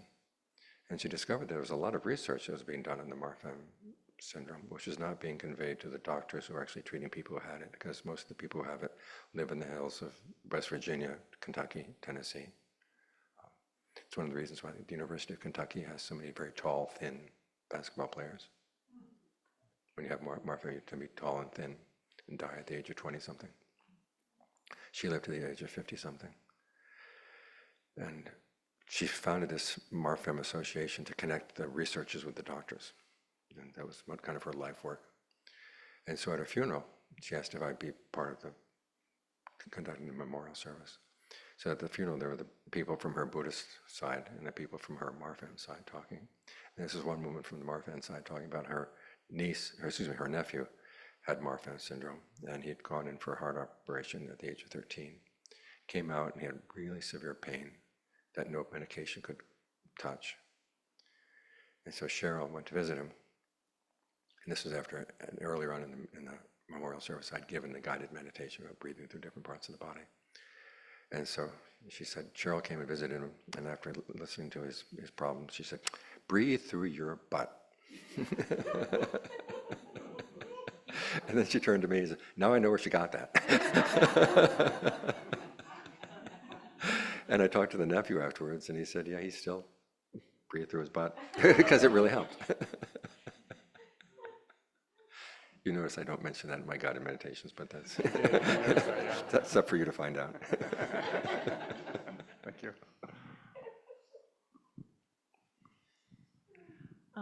Thank you, Ajahn. I recognize that, oh, excuse me, sorry. I'm still encountering when I am trying to get into concentration, get into absorption, that there is still this internal resistance. And I try and pull it out and kind of examine it. And early on, I was advised that that was a lot of selfing, maybe that I was, thinking of myself as not worthy or in that vein. And I don't believe that exists anymore. I feel like I'm very, sure, I'm in on the pack. But it's interesting that I do feel this resistance that somehow that what I'm doing in trying to gain greater concentration, trying to settle the mind, it's like the mind says, but shouldn't we be doing something here that's going to have like an outcome? Like, maybe you should go to metta, just go. So it's interesting because I can go into metta, I can go into kind of a Tonglen practice where I'm trying to bring others, but it's very challenging for me without, like some talking or coaching to move beyond. I would welcome insights because I don't know now if I'm getting caught up in that, just not being able to. Well, part of it sounds like you feel that you're being selfish. I suspect that might be there too. And in a case like that, you say, look, if I can get my mind into concentration, I will actually have more strength to help other people down the line. And when other people are having trouble getting into concentration, I'll be able to give them decent advice. So it's not just for me. And the other thing is, who are these people anyhow that I have to do work for them and I can't do work for myself? Why don't they do work for me?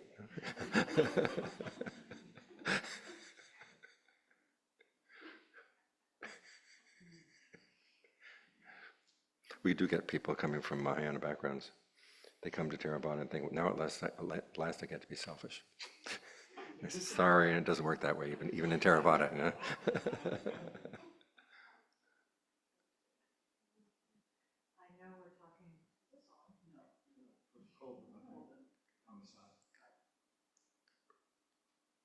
I know we're talking about right concentration, and I cannot come up with everybody, like one of your questioners asked, she'd been in right concentration for years. What does that mean if you're in right concentration? When you're able to settle the mind down, there's no thought about sensual pleasures or anything. You're happy to be just there with the breath. You get a sense of ease and pleasure with the breath. It feels fulfilling. You're able to be aware of the whole body, and everything in the body feels like it's working together. That's the beginning of right concentration. It's kind of a centered but full body awareness. At all times? No, not at all times, no. Oh, because when I heard her say for years, Well, she was able to do it for years, you know, every time she sat down.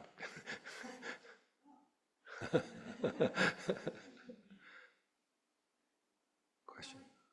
Would you like a break? I've got another 10 minutes before the break.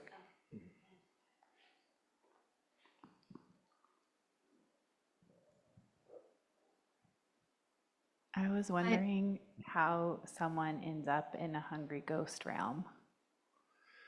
By breaking the precepts, by being extremely selfish and harsh and cruel to other people. That's a hungry ghost kind of behavior.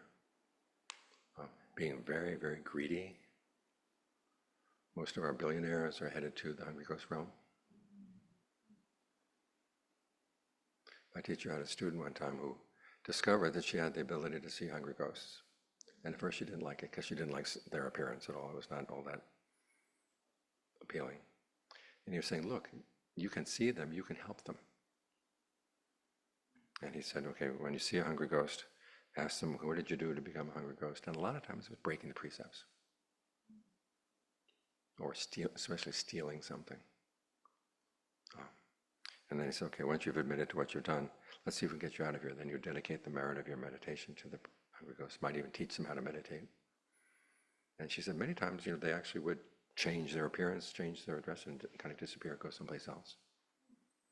Then there were a few cases where it wouldn't. Then she got upset about that. And so he said, look, it's whether they can benefit from your teachings or not, that's up to them and their karma. You just do your best. But it was interesting that she had a background that she'd like to dabble a little bit in white magic. And people who like to dabble in magic basically don't believe in karma. And so this was a good lesson for her, that yeah, karma is real. So that's what I can tell you about hungry ghosts.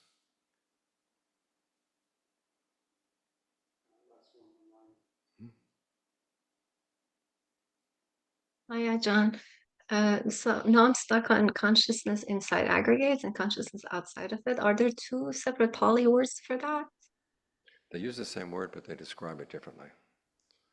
Consciousness aggregate is any consciousness that has to do with the six senses. Consciousness outside the aggregate is experience outside of the six senses. It has no object at all. Is that the same as open awareness? No. No. Open awareness is when you're open to the input from all six senses at once, but you're still in the sensory realm. So is that a consciousness of space without using your five senses? Just no. No. You know space through your five senses. Mm. There's an article in Dhamma Talks called "A Beam of Light That Doesn't Land." Yeah. Okay. I gotta go back. Yeah. Okay. When you say it doesn't land on anything, it keeps going. Okay. And when you talk about meditation as breath, as the energy moving through the body, and in that sense, is that piti, virya, or something else? The energy that moves It's the through the breath, body. and then piti will be a very strong sense of fullness, or sometimes there'll be, your hair will stand on it. It varies in intensity. Yeah, okay, yeah, piti makes me shake a little bit, but it's delightful. So when you say it's the breath that makes the energy move, what is that energy? Did Buddha talk about it? Was it your own discovery? It's the energy that is in the physical part of your body. Okay, is there a Pali word for that? Vayo, Y-O. which means wind. Ah, it's the wind element. Mm-hmm. Okay. All right, thank you.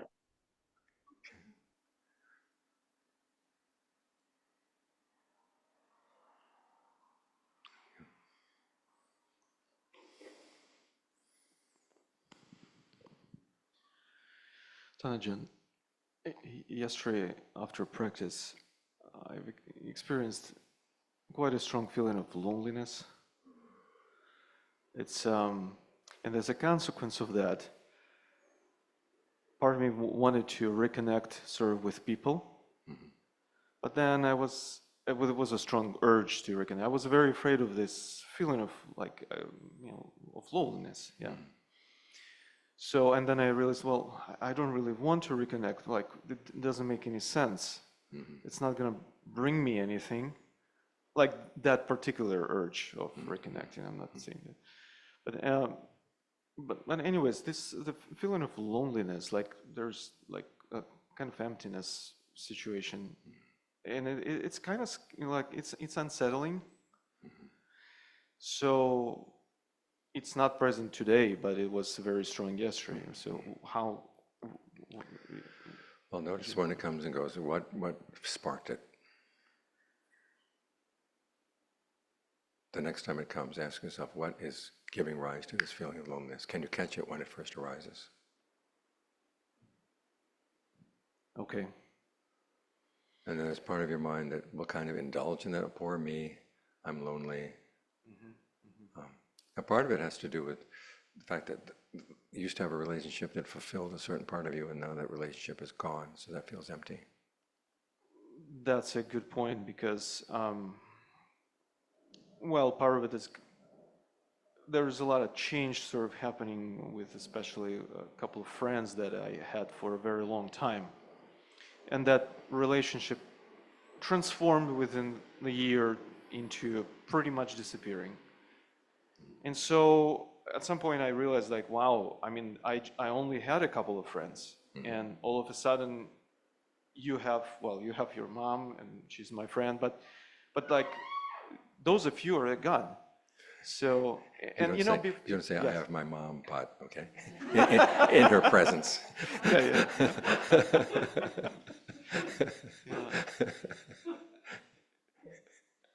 She didn't understand. Good. Okay.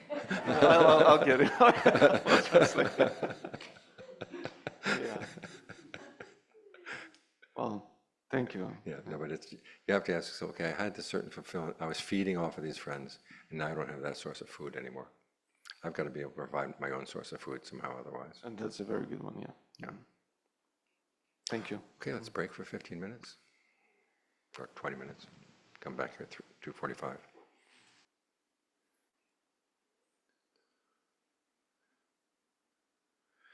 We all know about the teaching on not self. And it's important to realize it is a teaching on not self. It's not a teaching on no self. As the Buddha said, he had two types of teachings, those that should have further implications drawn out of them, and others that should not have further implications drawn out of them.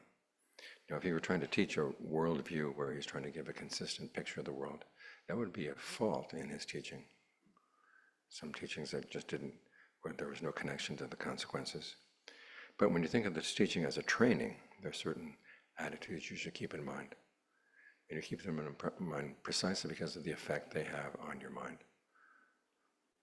And if you try to draw out sort of metaphysical implications about them, you're going to get into trouble. And the teaching on not self is one of those.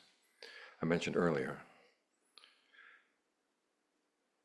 that we do need a sense of self on the path as the agent who's going to be doing this. You are responsible for it. In fact, one of the ironies about the issue of self and not self comes in when you read introductions to Buddhism. I was doing a little introduction to Buddhism myself one time called The Buddhist Teachings.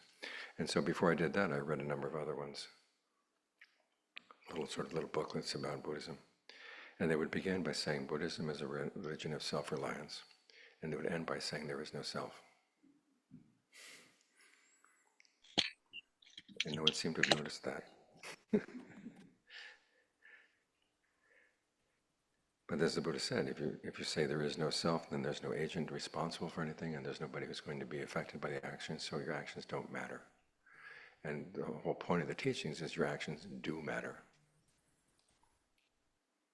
And so what we have to think about is, what does Buddha mean when he talks about self? Some people said that he's talking specifically about self, i.e. a permanent, independent self.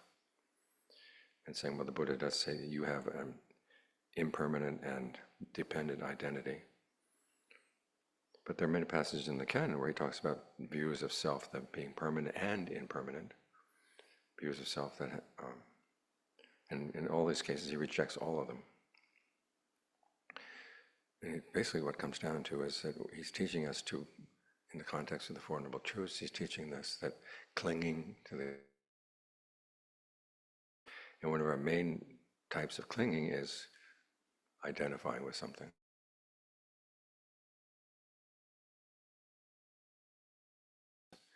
Or your consciousness exists in you, or you exist in your consciousness, or in the body, or that you are the owner of any of these aggregates. And so basically he's looking for a way of getting us to pry loose our attachment to that particular kind of clinging. And if you learn to see your idea of self, one, as an activity, and two, as a value judgment, then you're a lot closer to seeing how the Buddha would employ these teachings. As an activity, it's something you do as a strategy for finding happiness. In other words, you ask yourself, who's going to benefit from these actions? Who will be able to experience the happiness that I want? Who's going to be the agent doing these things? And then who's going to watch over to see how well I'm doing, to offer advice? Those are types of selfing activity that we ordinarily engage in anyhow. You're going to do something, you say, I'm the one who's going to do this, I want to benefit from this in one way or another. And then you watch yourself in action, and you can say, no, that's not right, you should do it this way. And what the Buddha is trying to teach you to do is engage in these three types of activity in a skillful way that would help you on the path. For instance, when he talks about the question about self as a governing principle, if you read the reading materials, you saw that self as a governing principle means you're getting discouraged on the path and you remind yourself, I got onto this path because I wanted to put an end to suffering. If I stop practicing, does that mean I don't love myself anymore, that I'm okay with suffering? And you use that thought to encourage yourself to stay. Okay, that's the self as the recipient of the results of the actions. The self as the agent is another one on having to do with conceit, as having a role in the path. That other people can do this, they're human beings. I'm a human being, why can't I? So you want to have that confidence that you are competent to do this and you can take responsibility.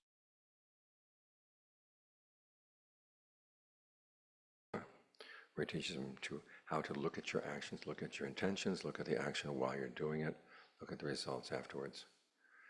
And if you see there's a mistake and that you've caused any harm, then you learn how not to repeat that mistake.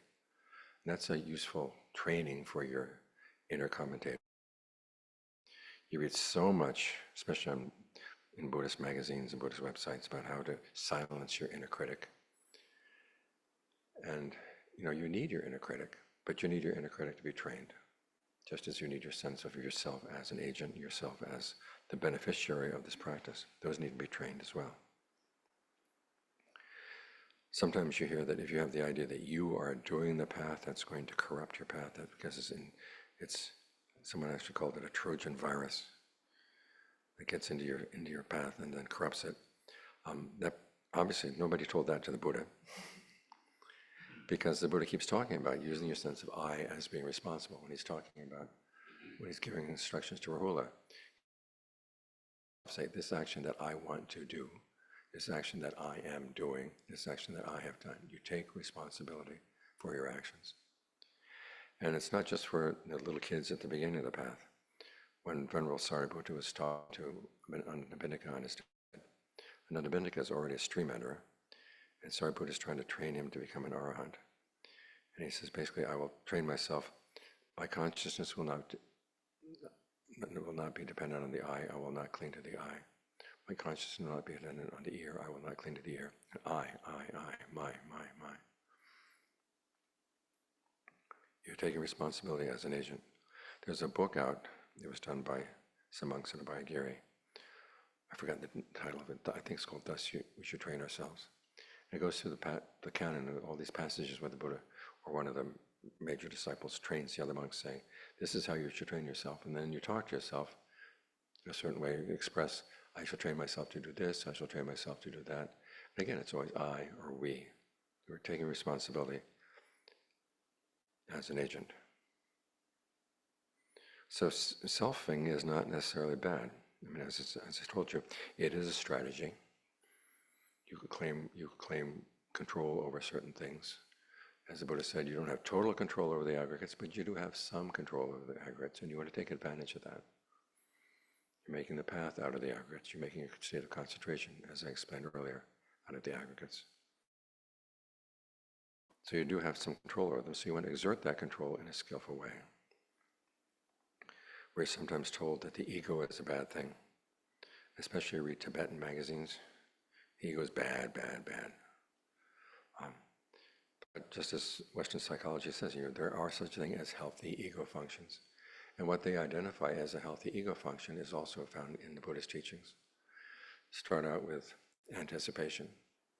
In other words, if you have a healthy ego, you can anticipate the results of your actions, and you anticipate, okay, if I do this, these will be the results. If I do that, these will be the results. I don't want to do anything that's going to get bad results. They call that anticipation. In Buddhism, we call it heedfulness. That you have to be careful about your actions. But it is possible through your actions to avoid dangers. Dangers, then there'll be no need to be heedful. Your actions will make a difference. This is why heedfulness is an important principle. And so that's a healthy ego function. Secondly, altruism. When you realize that your happiness cannot depend on the suffering of other people, because otherwise it's not going to last. I mean, a very simple example is that they see that this is afflicting them, they're going to try to destroy your happiness. Then you look at it in terms of the principle of karma. Even if they don't destroy your happiness, or you can maintain some sort of power so that people cannot stop you, the karma is going to get you eventually. There's a scene, I may have mentioned it before in Pali Canon, it's one of my favorite scenes, where King Basenadi is one-on-one with his queen in the palace. And in a tender moment, he turns to her and says, Malika, is there anyone you love more than yourself? You know, he's a typical man. You know what he's thinking? He wants her to say, yes, Your Majesty, I love you more than I love myself. And if this were a Hollywood movie, she probably would say that. But this is the Pali Canon, come on. And she's no fool. She says, no, there's nobody I love more than myself. How about you? Anybody you love more than yourself? No. So that's the end of that scene. So he goes down to see the Buddha. He tells the Buddha what the conversation was, and the Buddha says, you know, she's right. You could go the whole world over and you wouldn't find any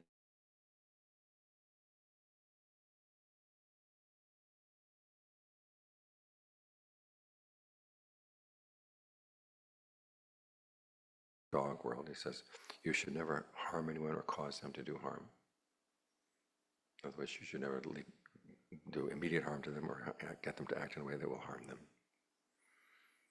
So as long as you don't harm them, then they'll be less inclined to want to harm you. So compassion comes from heedfulness. So altruism in the Buddhist vocabulary would be compassion and goodwill. Third principle is suppression. And that's basically when you know that a particular desire you have is going to lead to bad results, you know how to stop it. This is different from repression. Repression is when you deny that the impulse was there to begin with. And then, of course, it goes underground and becomes the thing. Did you ever see that? Mm-hmm. I saw it on a bus in Thailand. And then these tentacles come underneath, they come up and they eat you. Oh. So when you repress your emotions, okay, you deny that they're there, they're going to come back at you. But when you suppress them, you know they're there, but you learn how to say no. And you do it in an effective way. In Buddhist teachings, this would be a restraint. You know that you have certain impulses and you realize, okay, this is going to be bad for me down the line. I better not give into it. You learn how to say no. You reinforce that.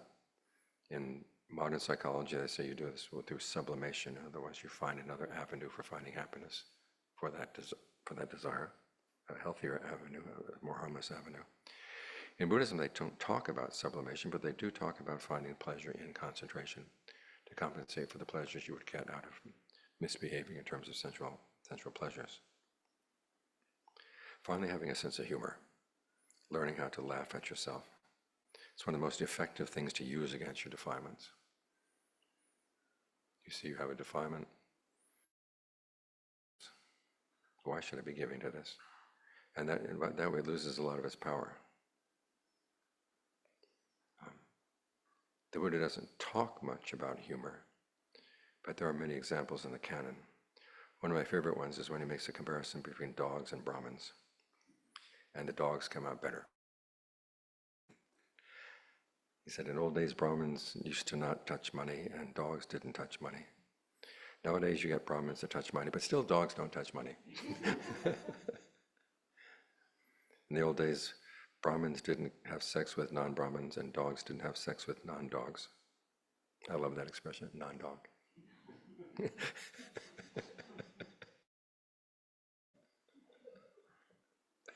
Nowadays, Brahmins will have sex with non-Brahmins, but dogs don't have sex with non-dogs. On and on like that. Most of the examples of humor, though, in the Pali Canon are in the Vinaya. You may know that each of the rules has an origin story to explain what led to the Buddha to create this particular rule. And story after story after story is really funny. There's one about the monk who did battle with a fire-breathing serpent. And the word gets out that he had really strong psychic powers, and the lay people said, gee, we'd like to make merit with this monk. So they go to the other monks and say, what is it that monks don't usually get in their alms round? Well, they asked the wrong monks. There's a group of monks called the Group of Six. And the Group of Six says, we don't usually get hard liquor. Like I didn't notice any hard liquor this morning. So the next day, everybody in the city has a glass of hard liquor for this one monk. He was Saketa. And so he goes from house to house to house and takes a drink here, and he passes out at the city gate. And the Buddha comes along with some other monks, and they see him, and the Buddha says, well, let's take him back to the monastery. So they carry him back to the monastery. And so they lay him down on the ground with his head toward the Buddha. And while he's lying there, he doesn't know that he's there with the Buddha's presence. So he tosses and turns, ends up with his feet pointed at the Buddha, which you don't do. And so the Buddha says, before, didn't Saketa show respect to us? Yes. Is he showing respect now? No. And before, didn't he do battle with the fire-breathing serpent? Yes. Could he do battle with a salamander now? No. So that's when we have the rule against taking intoxicants. There's another one where there's a monk, Julabandhaga, has his turn where he has to teach the bhikkhunis. And he's taught the bhikkhunis in the past. And the bhikkhunis find out that it's his turn. Now, Julabandhaga was not all that smart. He was able to memorize only one verse of the Buddha's teachings. And so the nuns hear about this. They say, oh, no, not him again. Because he's just going to repeat that one verse over and over and over again. It's not going to be an effective Dharma talk. But they go to the Dharma talk anyhow. And so after the formalities, he says, okay, here's tonight's talk, or this is today's afternoon's talk. And so he starts repeating that verse over and over again. And the nuns turn to one another and say, didn't we tell you this is not going to be effective? Well, he overhears them. Well, it turns out he does have a few psychic powers up his sleeve. So he levitates up into the sky, splits himself into many versions of himself. They emit fire, they emit smoke, they emit water, and light. And they start chanting that verse and many other verses by the Buddha. And the nuns say, wow, this is the most effective Dharma talk we've ever seen. And so he gets carried away. And so by the time he comes down from the sky, it's after dark. And so he sends them back to the nunnery. Well, the nunnery is in town. And they get to the town, and the city gates are closed. So they have to spend the night outside the city gates. And then the next morning, as the city gates get open, the nuns come filing into the city. And the people say, oh, here come the nuns back from spending the night with the monks. So that's why monks are not allowed to teach bhikkhunis after dark. And I think it's important that in the Vinaya you have these stories, because as you read them, you begin to realize, okay, the behavior that these people do really is kind of stupid. And so you become on the side of the people who laid down the rules, rather than on the side of the people who feels that the rules are being imposed on them. When you get that perspective, then it's a lot easier to submit to the rules, because you realize these were formulated by someone who had a sense of humor. And nothing is worse than a humorless set of rules, right? My first grade teacher had a rule. I went to a little tiny school. We had, 60 kids in the whole school of grades 1 through 8. It was divided into 3 rooms. And so my first grade teacher was also my second and third grade teacher. And she had a rule: if you work when you should work, you shall play when you should play. But if you do not work when you should work, you shall not play when you should play. And I thought it came from the Bible. She said it so seriously. And of course you chafe under rules like that.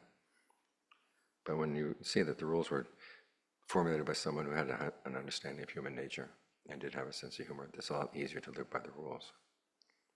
So humor is an important ego function. And then again, the Buddha teaches that. Finally, one that modern psychology doesn't talk about, but I think is really important, is a healthy sense of shame. We have the problem in English that shame basically means 2 things. One is the shame that's the opposite of pride, and the other is the shame that's the opposite of shamelessness. They're 2 very different things. And the Buddha didn't teach the opposite of pride. He tells Rahula, you should be ashamed when you do something wrong. Remember, they were noble warriors. Noble warriors had a very strong sense of their self-worth. And so this is a sense of saying, that kind of behavior is beneath me. I should be better than that. So it's not saying you are a bad person, just that action is beneath you, you shouldn't go for it. And what is shame? It's wanting to look good in the eyes of others. And the Buddha recommends again and again, you want to look good in the eyes of the noble ones. If there's nobody else around to view your behavior, just ask yourself, if a noble one were to watch me right now, what would he or she say about my behavior? I want to behave in such a way that they would not criticize me. That's a sign of a healthy ego. So we need these ego functions, and we need these healthy ego functions as an important part of getting on the path and sticking with it. Now you will find, as you progress on the path, that your sense of who you are will change. Things that you find worth holding on to. And you begin to realize that your sense of self, and also the teaching on the idea of not self, these are value judgments. Is this worth holding on to? Is this worth identifying with or not? And we have these concepts all along our lives. And the Buddha is basically saying it's good to learn how to use them skillfully.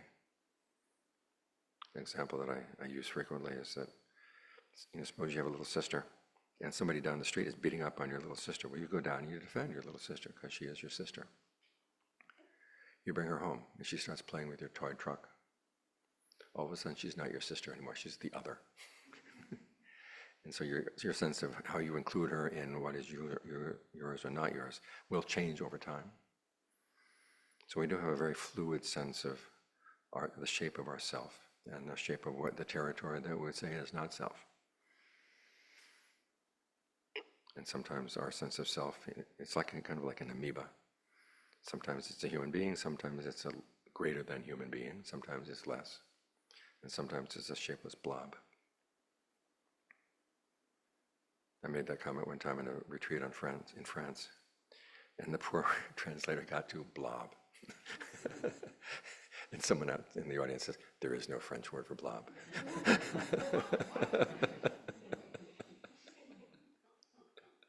We have a bigger vocabulary than they do. Okay. And so even though there will come a point where you let go of all sense of self, you don't do that until you used your sense of self in a skillful way. Train your sense of self to be good and skillful, adequate to doing the path. And then any part of your self, and almost every wish will have a certain sense of self around it. Me as the agent who can gain those results, and me as the person who will enjoy the results. And it's just when you really begin to realize that certain things that you used to desire, you don't desire anymore. The self that goes with that is to be let down. And to finally you've narrowed down yourself to identifying with yourself as the meditator, as the one who is in concentration, as the one who is doing the work of discernment. And then to realize, okay, that too eventually has to be let go of. But you let it go when it's done its work. Think of the image of the raft. You take a raft across the river. What is the raft made of? This is one of those images. It's really good to look at the details. The raft is made of twigs and branches and leaves on this side of the river. In other words, you take what you've got here in terms of the aggregates, and you bind them together in such a way that they make a path. Because you can't just float your way across the river. You need a raft to hold on to.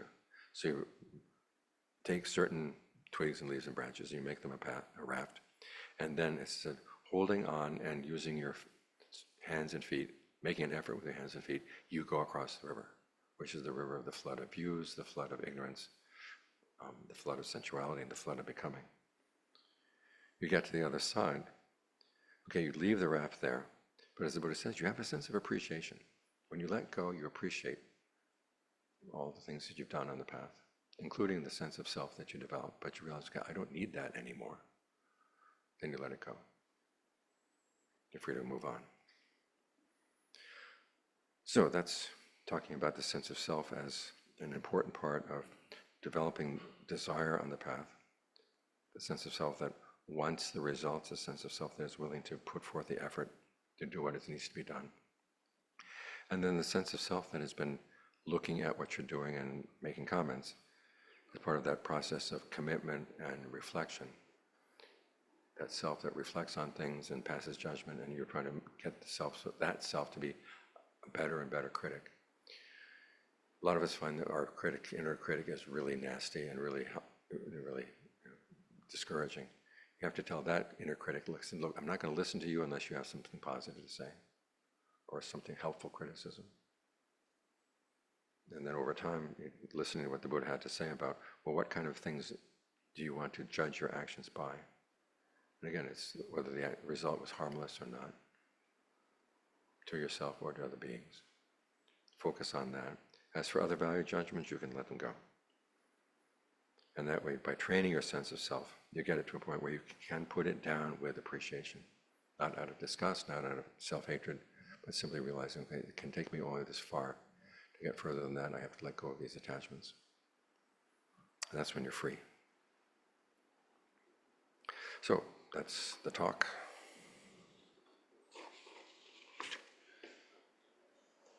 Any questions?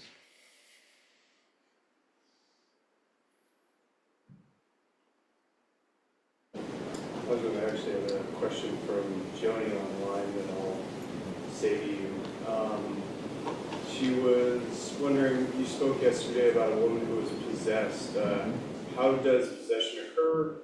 And also, other than her behavior of yelling, were other behaviors or symptoms that you were aware of? All I know in that particular case was that she yelled in pretty foul language too, vocabulary that she ordinarily didn't use. Sometimes possession will show itself in just doing things that the person wouldn't do. How to possess somebody else, I really don't know. Their consciousness gets suppressed. I know of some cases where people are mediums, and they'll say that sometimes when the spirit enters them, they're totally blank out.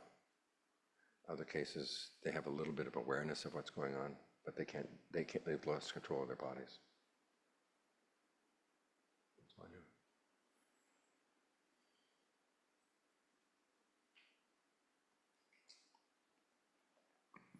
When we run out of questions, I've got a possession story to tell you. Or an exorcism, actually, an exorcism. Ajahn, well, the first time Jhana experienced deep concentration, it was really intense, and nothing has been as intense. Like if you ask for Thai spicy in Portland, sometimes they give it to you, and sometimes they try to protect you. And, you know, it's like, I think this is the same flavor, but it's kind of a little more subtle, and it's just difficult to know, like, is this what it is? Is this, you know, is this really deep concentration, or is this something less than that? Okay, well, I'd say what you do is you put some post-it notes on it. Okay, I recognize this is my concentration right now. Maybe this is my jhana, and this is my first jhana. And so put a post-it note on it. And then as you continue meditating, you'll find that, you know, the mind goes into deeper states of concentration, or very different states of concentration. So give yourself a vocabulary. And then as you get more and more familiar with the territory, when you hit the point where your awareness fills the body, you're fully alert throughout the body, but there's no sense of the breath coming in and going out. Okay, you know, that's fourth jhana. And then you look at the other states of concentration you had before that, and you can kind of rearrange the notes. There was one time we were going camping in Utah, when the plan was to go to the tip of Powell Point. Have you ever been to Bryce? No. No.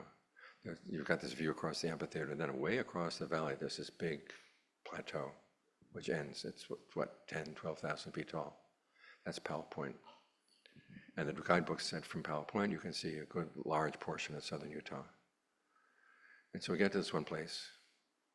We didn't realize we'd made a wrong turn, but we assumed we were at the tip of Powell Point. So I went out and looked and, oh, that must be what the book says is here, and that must be what the book says is there and there. But there was this one plateau over to the east, which was not in the guidebook. And after a while, I realized, oh, that's Powell Point. But we'd identified all these other places. So we go up to Powell Point the next day and realized that the identification we'd given was all off. So we had to rearrange the notes. It's the same way as you explore the territory of your mind. Thank you. Question up here.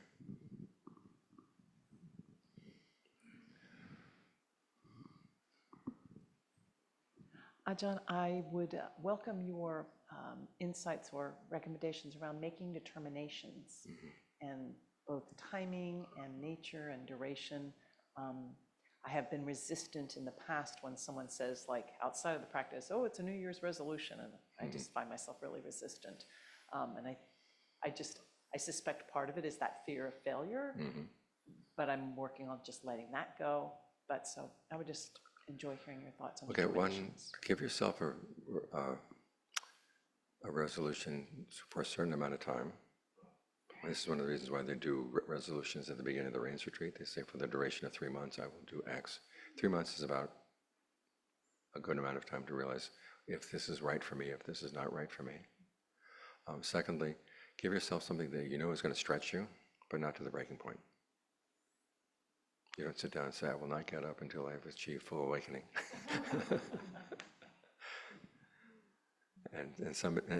Sometimes with each meditation session, you make up your mind, what do I want to accomplish with this? What do I know I'm having problems with? And focus on causes. And then stick with that. Because you notice in the forest tradition, the Ajahns talk a lot about resolutions, determination.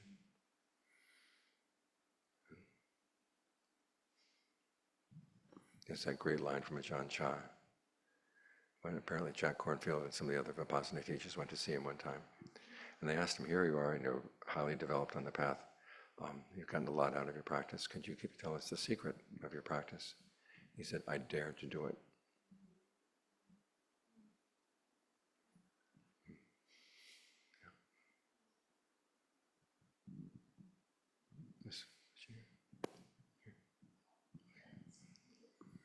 This is just a quick question. Earlier, someone mentioned a book by Ajahn Lee. The title was something about the breath. I wonder if that title could be repeated and maybe some idea where to find it. It's called Keeping the Breath in Mind. Keeping the Breath in Mind. There are 2 methods. Method 2 is the one I recommend. Okay. And where might one find a copy of the book? Is it commercially available? You can write to Wat Metta. Okay. We'll send you a copy. Okay. But it's also available in Dhamma Talks. Okay. Okay. Thank you. Oh, great. Yeah, I picked it up downstairs a while ago, but I might be able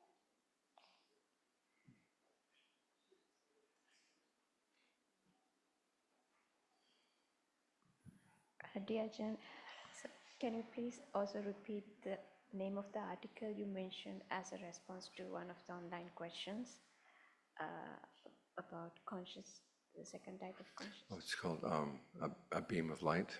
A beam of I think it was a beam of light that doesn't land. Okay, thank you so much.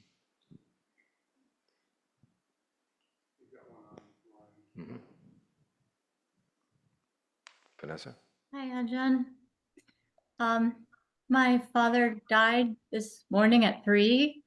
And though he was not in my life, I let him know that I did not have ill will for him and I wished him freedom from suffering.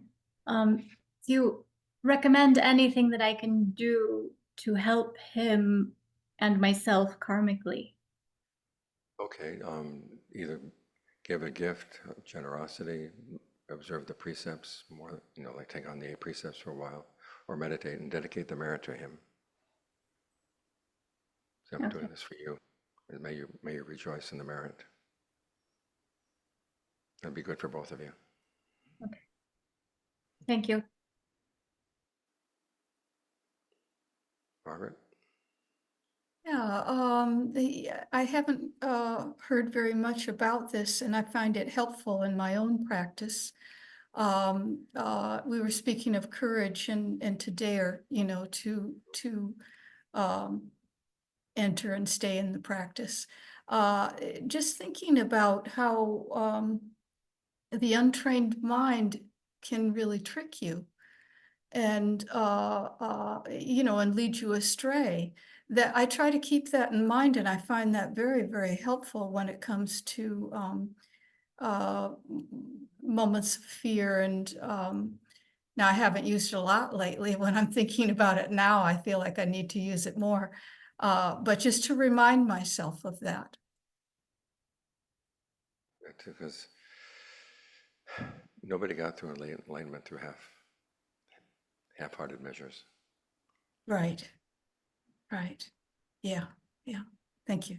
And you think about the forest Ajahns, I mean, they were raised in a part of society that everybody else looked down on. Yes. It's like Ajahn Mun and Ajahn Mahabu and all these others, came from the West Virginia hills. Yes. And they say, okay, they look down on us, but we can do this. Exactly. It took a special amount of confidence. Okay, this is something we can do. Yeah, really having a good understanding of the untrained mind. Right. And that it can really take you astray.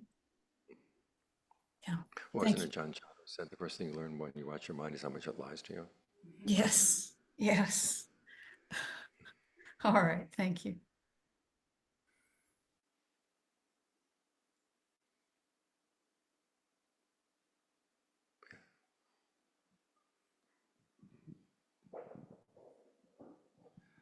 Is the forest tradition in Thailand today still sort of outside of the, the institutional Buddhism in Thailand?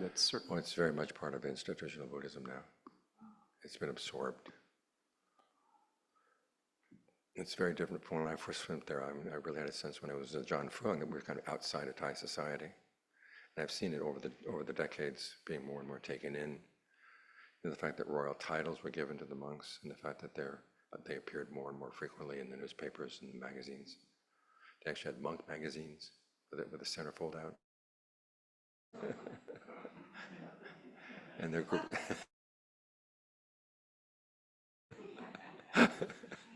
Monks sitting, fully dressed.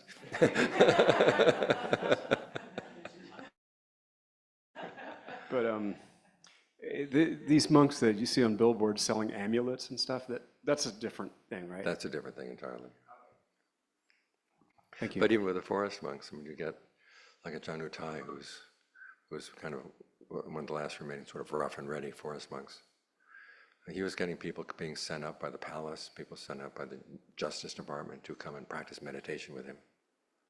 So that, the institutions were taking the forest monks in much more than they had before. And it's a mixed blessing. Because you get more and more people realizing, okay, if I want to meet wealthy lay people, I can be a forest monk. So you're getting the people who are there for not necessarily the best intentions. Thank you.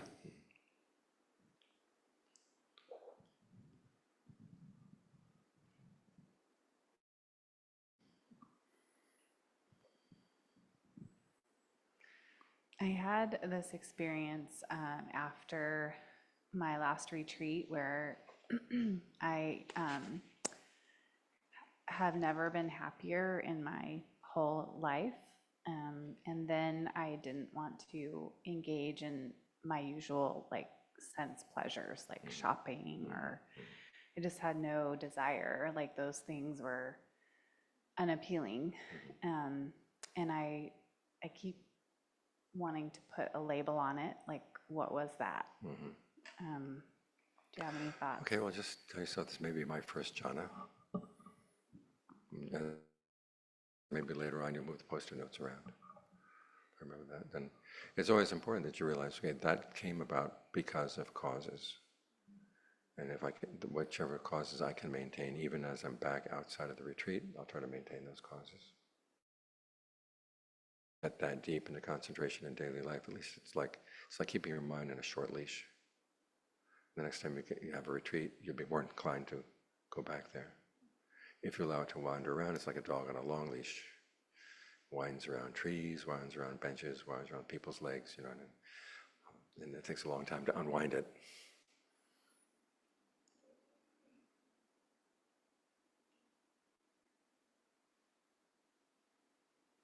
No questions about self and not self? No, no. I worked so hard on that talk. Here's a question over here.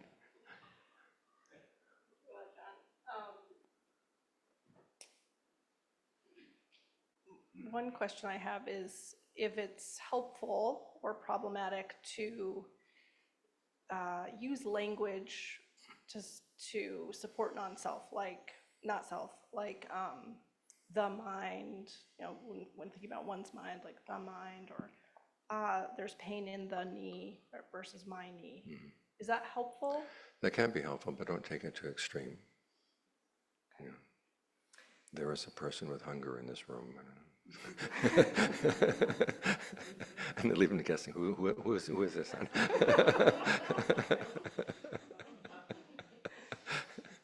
Or these aggregates drove through the red light.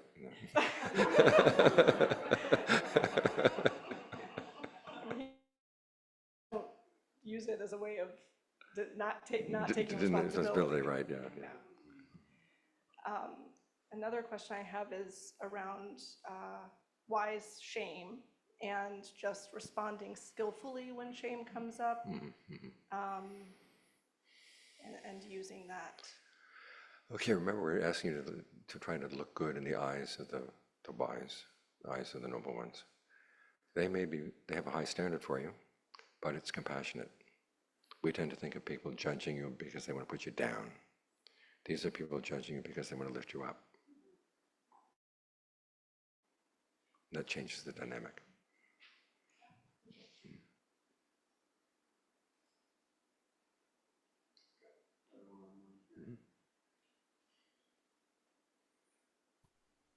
Hello, Tanajan.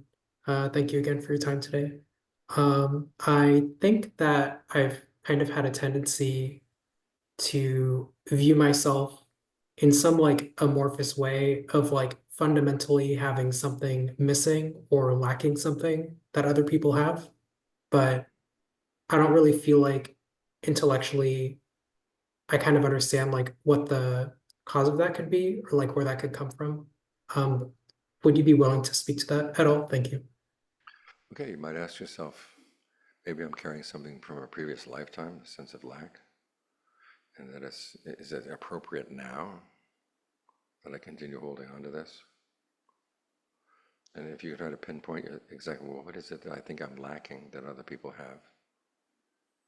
If it's left amorphous like that, then it's hard to deal with. But if you can try to identify it, then it's easier to pin it down. So, do I like this or do I not really like this? And how much do other people actually have this quality that I don't have? Then it gets a lot easier to deal with. If you have any fear of identifying it, okay, there's a sign, okay, something important is there. Try to do this kind of identification after you come out of a pleasant state of meditation.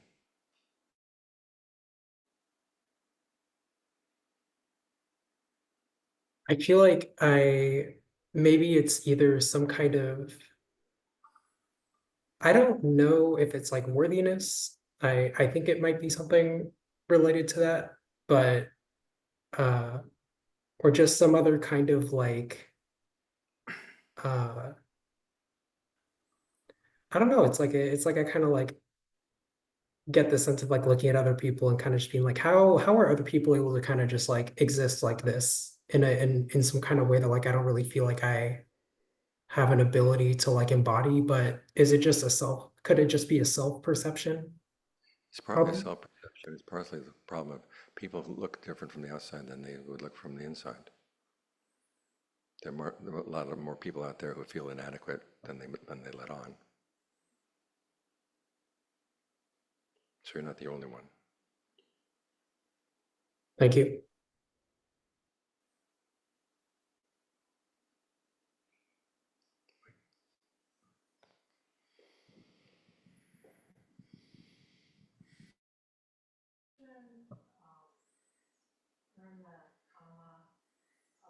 No.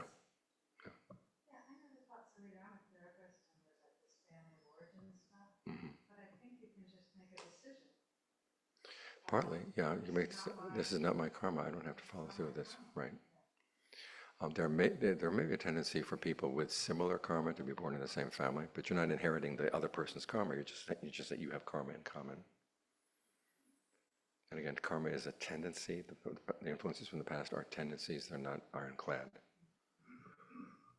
And you have that freedom of choice in the present moment to say, yes, I do want to follow through with this, or I don't want to follow through. Would that happen? Question I have is, I feel like I'm working off some pretty good karma. I mean, I feel like my life has been pretty good, which makes me worried. Is your karma? Is there something to be worried about? Well, I just say, just keep on doing what good you can. Go for it.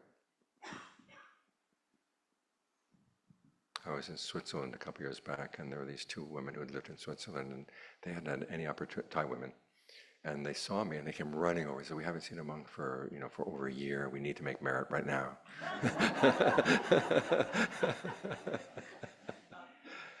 There's that sense that, okay, you keep going as a human being because of the good you do, which is a good sense to have, but it doesn't have to have a monk, okay?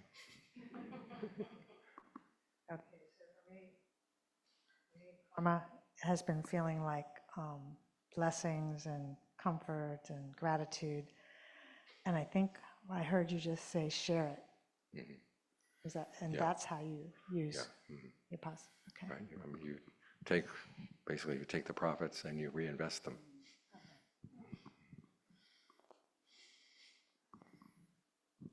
Spiritual materialism. The Buddha was a spiritual materialist. Can we hear your possession story?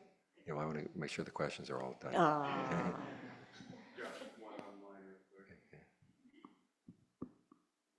I raised my hand and then I put it down to hear the possession story. But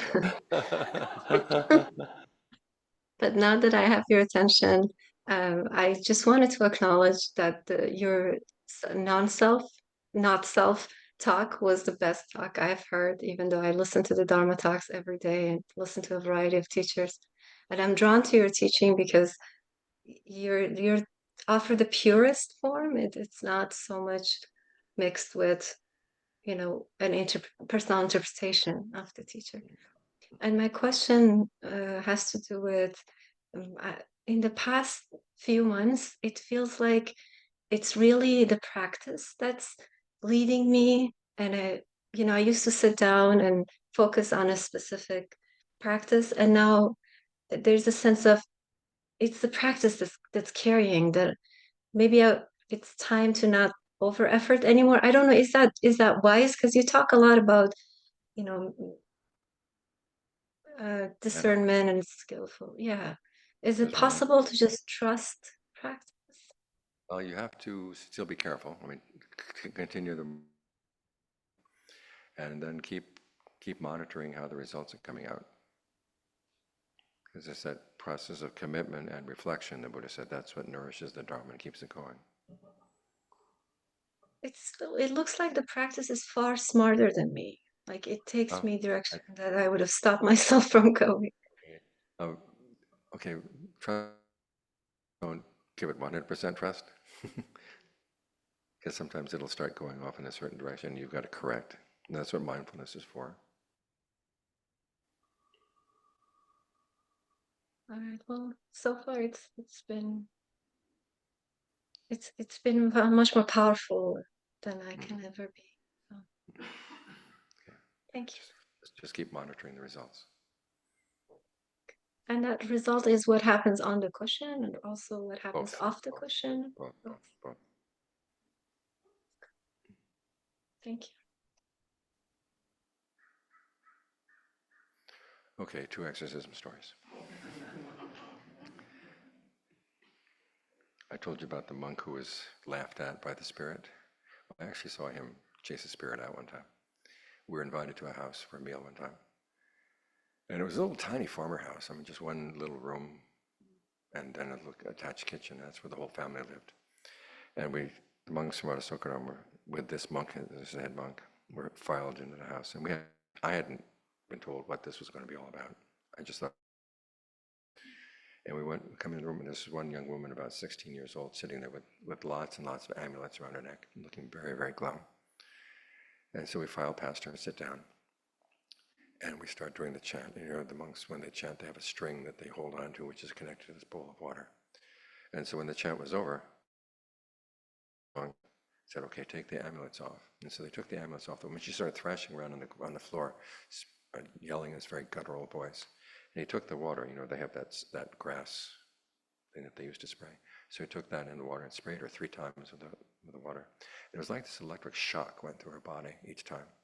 And after the 3rd time, she passed out. They bring out the food for our meal. And she's lying there on the floor. And I must admit, I wasn't very hungry. But I knew that if I didn't eat then, I wasn't going to eat it all that day, so I ate a little bit. And as the monks were finishing the meal, she started coming to again. And at this point, the monk handed the bowl of water over to this lay guy into his mouth, and he started spraying the water on her body from head to foot. And saying, who are you? What are you doing here? You've got to get out. This is not your place. It belongs to her. And this voice identified itself as this person who had lived in the village and had died, saying that I'd committed suicide and I saw I was going to go down to a bad place, and I saw that this was an empty space, so I just went in. And I said, well, sorry, this is not open for occupation. This belongs to her. And so finally the spirit left. What was interesting was that nobody in the village knew that he'd committed suicide. The family had kept it as a secret. They said he died in an accident. But when they confronted him with this, okay, whoops, he committed suicide. The other exorcism was more Ajahn Fuang style. As I said, when he treated the Yom Tam, he just spread goodwill. So in this particular case, there was a woman who had what we in the West would call Tourette's syndrome.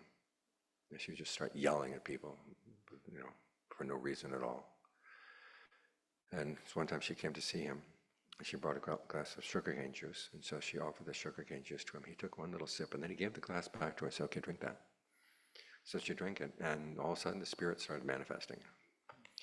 And Ajahn Fuang, as he told me later, he just spread lots of goodwill to the spirit. He said, who are you? Why are you here? And it said, well, this woman did this to me in a previous lifetime, and I don't want to see her get away. He said, well, if you harass her life this time, she's going to come around next time around and harass your lifetime. Do you want that? Moment of silence. No. How about just living with her? You didn't chase the spirit out. Living with her and let her make merit and have an ordinary life, and then when she makes merit, she can dedicate the merit to you. You both benefit. Would that satisfy you? Yes.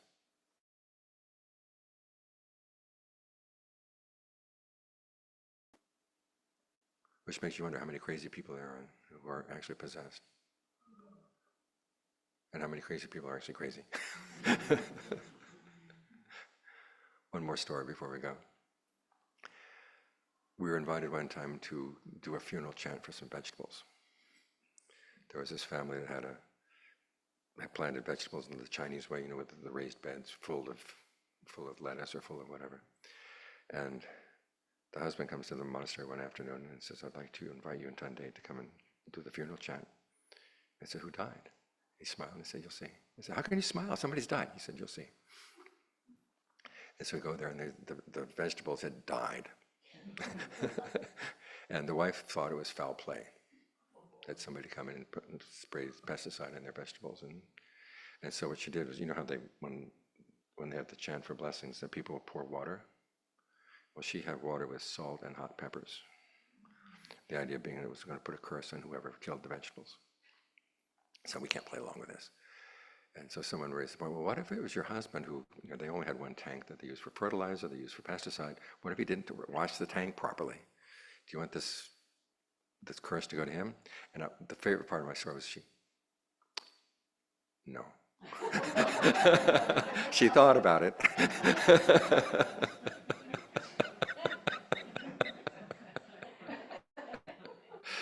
And then one of the neighbors said, well, as long as the monks are here, let's have the chant anyhow. So Tendate and I chanted for the vegetables.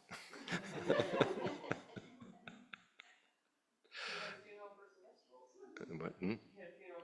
Yeah, it was a funeral for vegetables. So, okay, enough entertainment. Any serious questions before we go? Yes, in back. I hope it's a serious question, but along the lines of spirits and communication, is this a karmic predisposition that allows one to be able to perceive or... Shall I start over again? You say, is this a karmic predestination? Is the ability to communicate with spirits or to see possession, to see spirit interaction with other beings or realms, entities, is this a karmic predisposition or a... It's a karmic predisposition, yeah. Okay. Some people have it, some people don't. Cool. I was wondering, is this too late? And the question is learning how to use it wisely if you have it. Yeah. Cool. Okay, well, thank you for your attention. Hope this has been useful. And that we'll meet again.